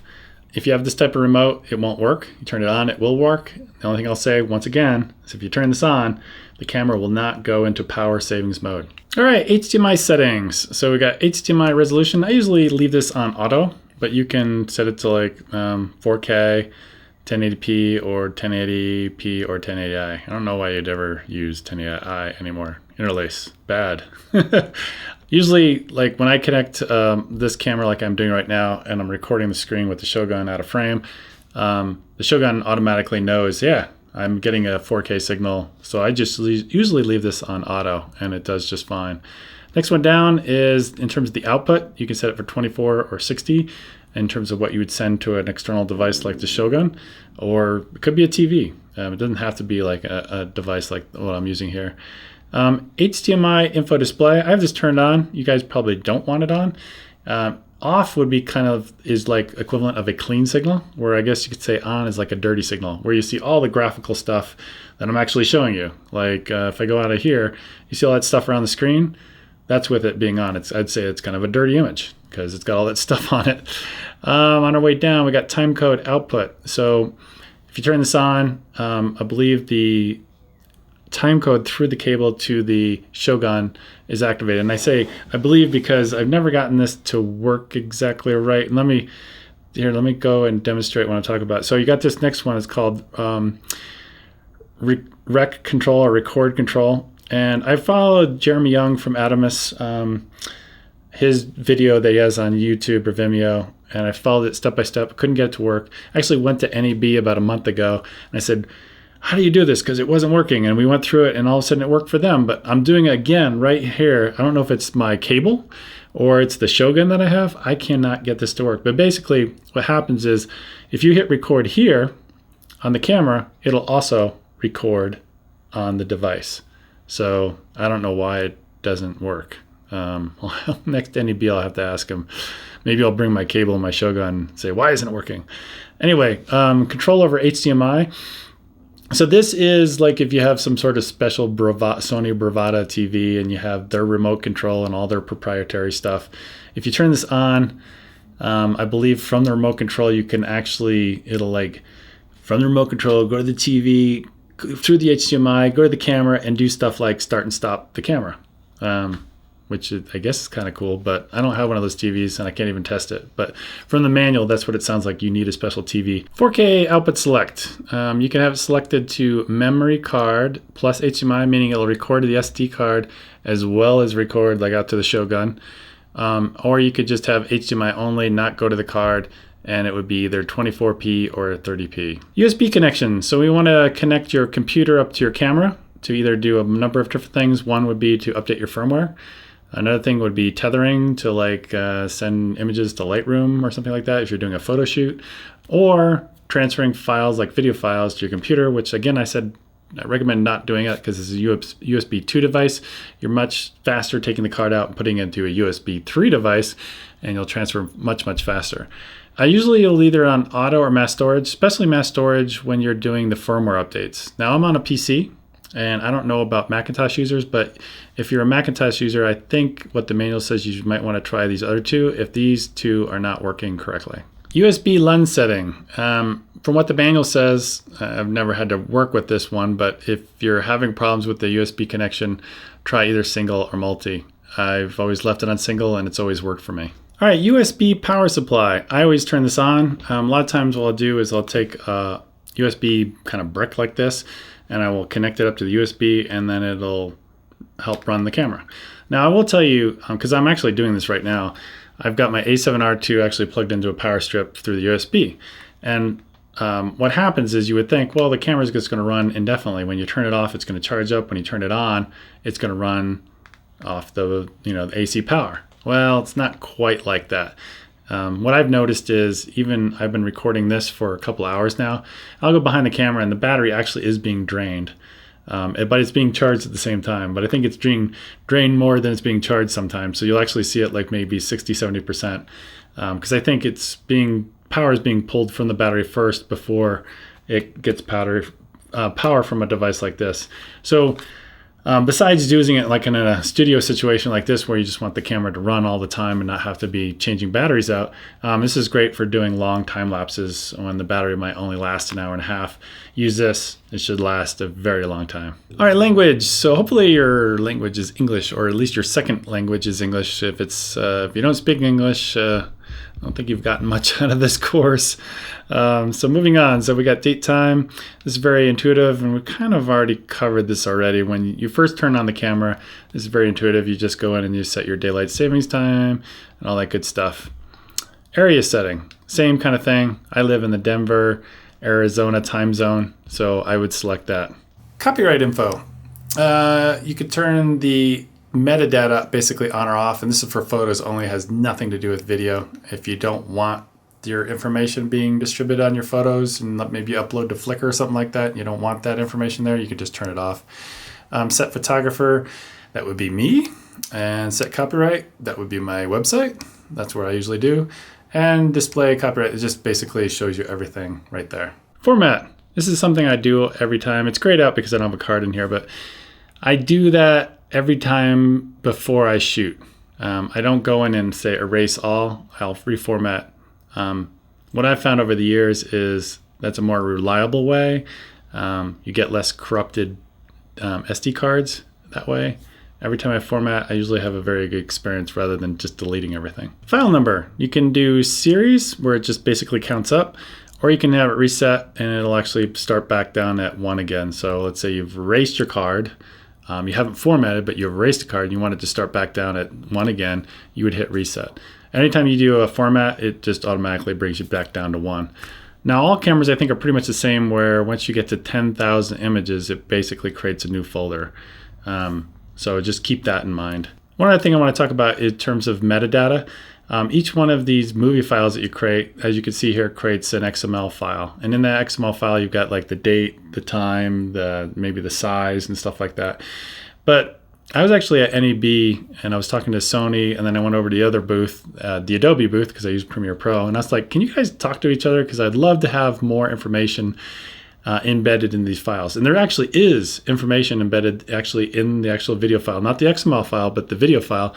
Actually will tell you what ISO you shot, the shutter speed, the white balance, all this great stuff. And I'm like, guys, can you guys like talk to each other? And so when I bring in that footage into Premiere Pro, I can actually see that information. So I could know, oh, I shot that at 25,000. They look kind of noisy, and that's why, that kind of thing. So hopefully maybe next year at NEB, they'll have that worked out. All right, select record folder. I'm going to skip that for now. Let's go to new folder and I'll come back to the other one. So go to new folder.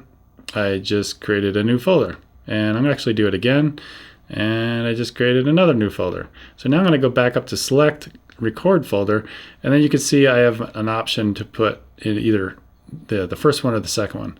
There's different trains of thought on this. Like, let's say you're on a movie set and you've got your a7S2 and you're recording different scenes. You might think, well, what I could do is create a new folder for each individual scene. It'll be all very neat and tidy for my DIT or whoever I'm offloading the footage to.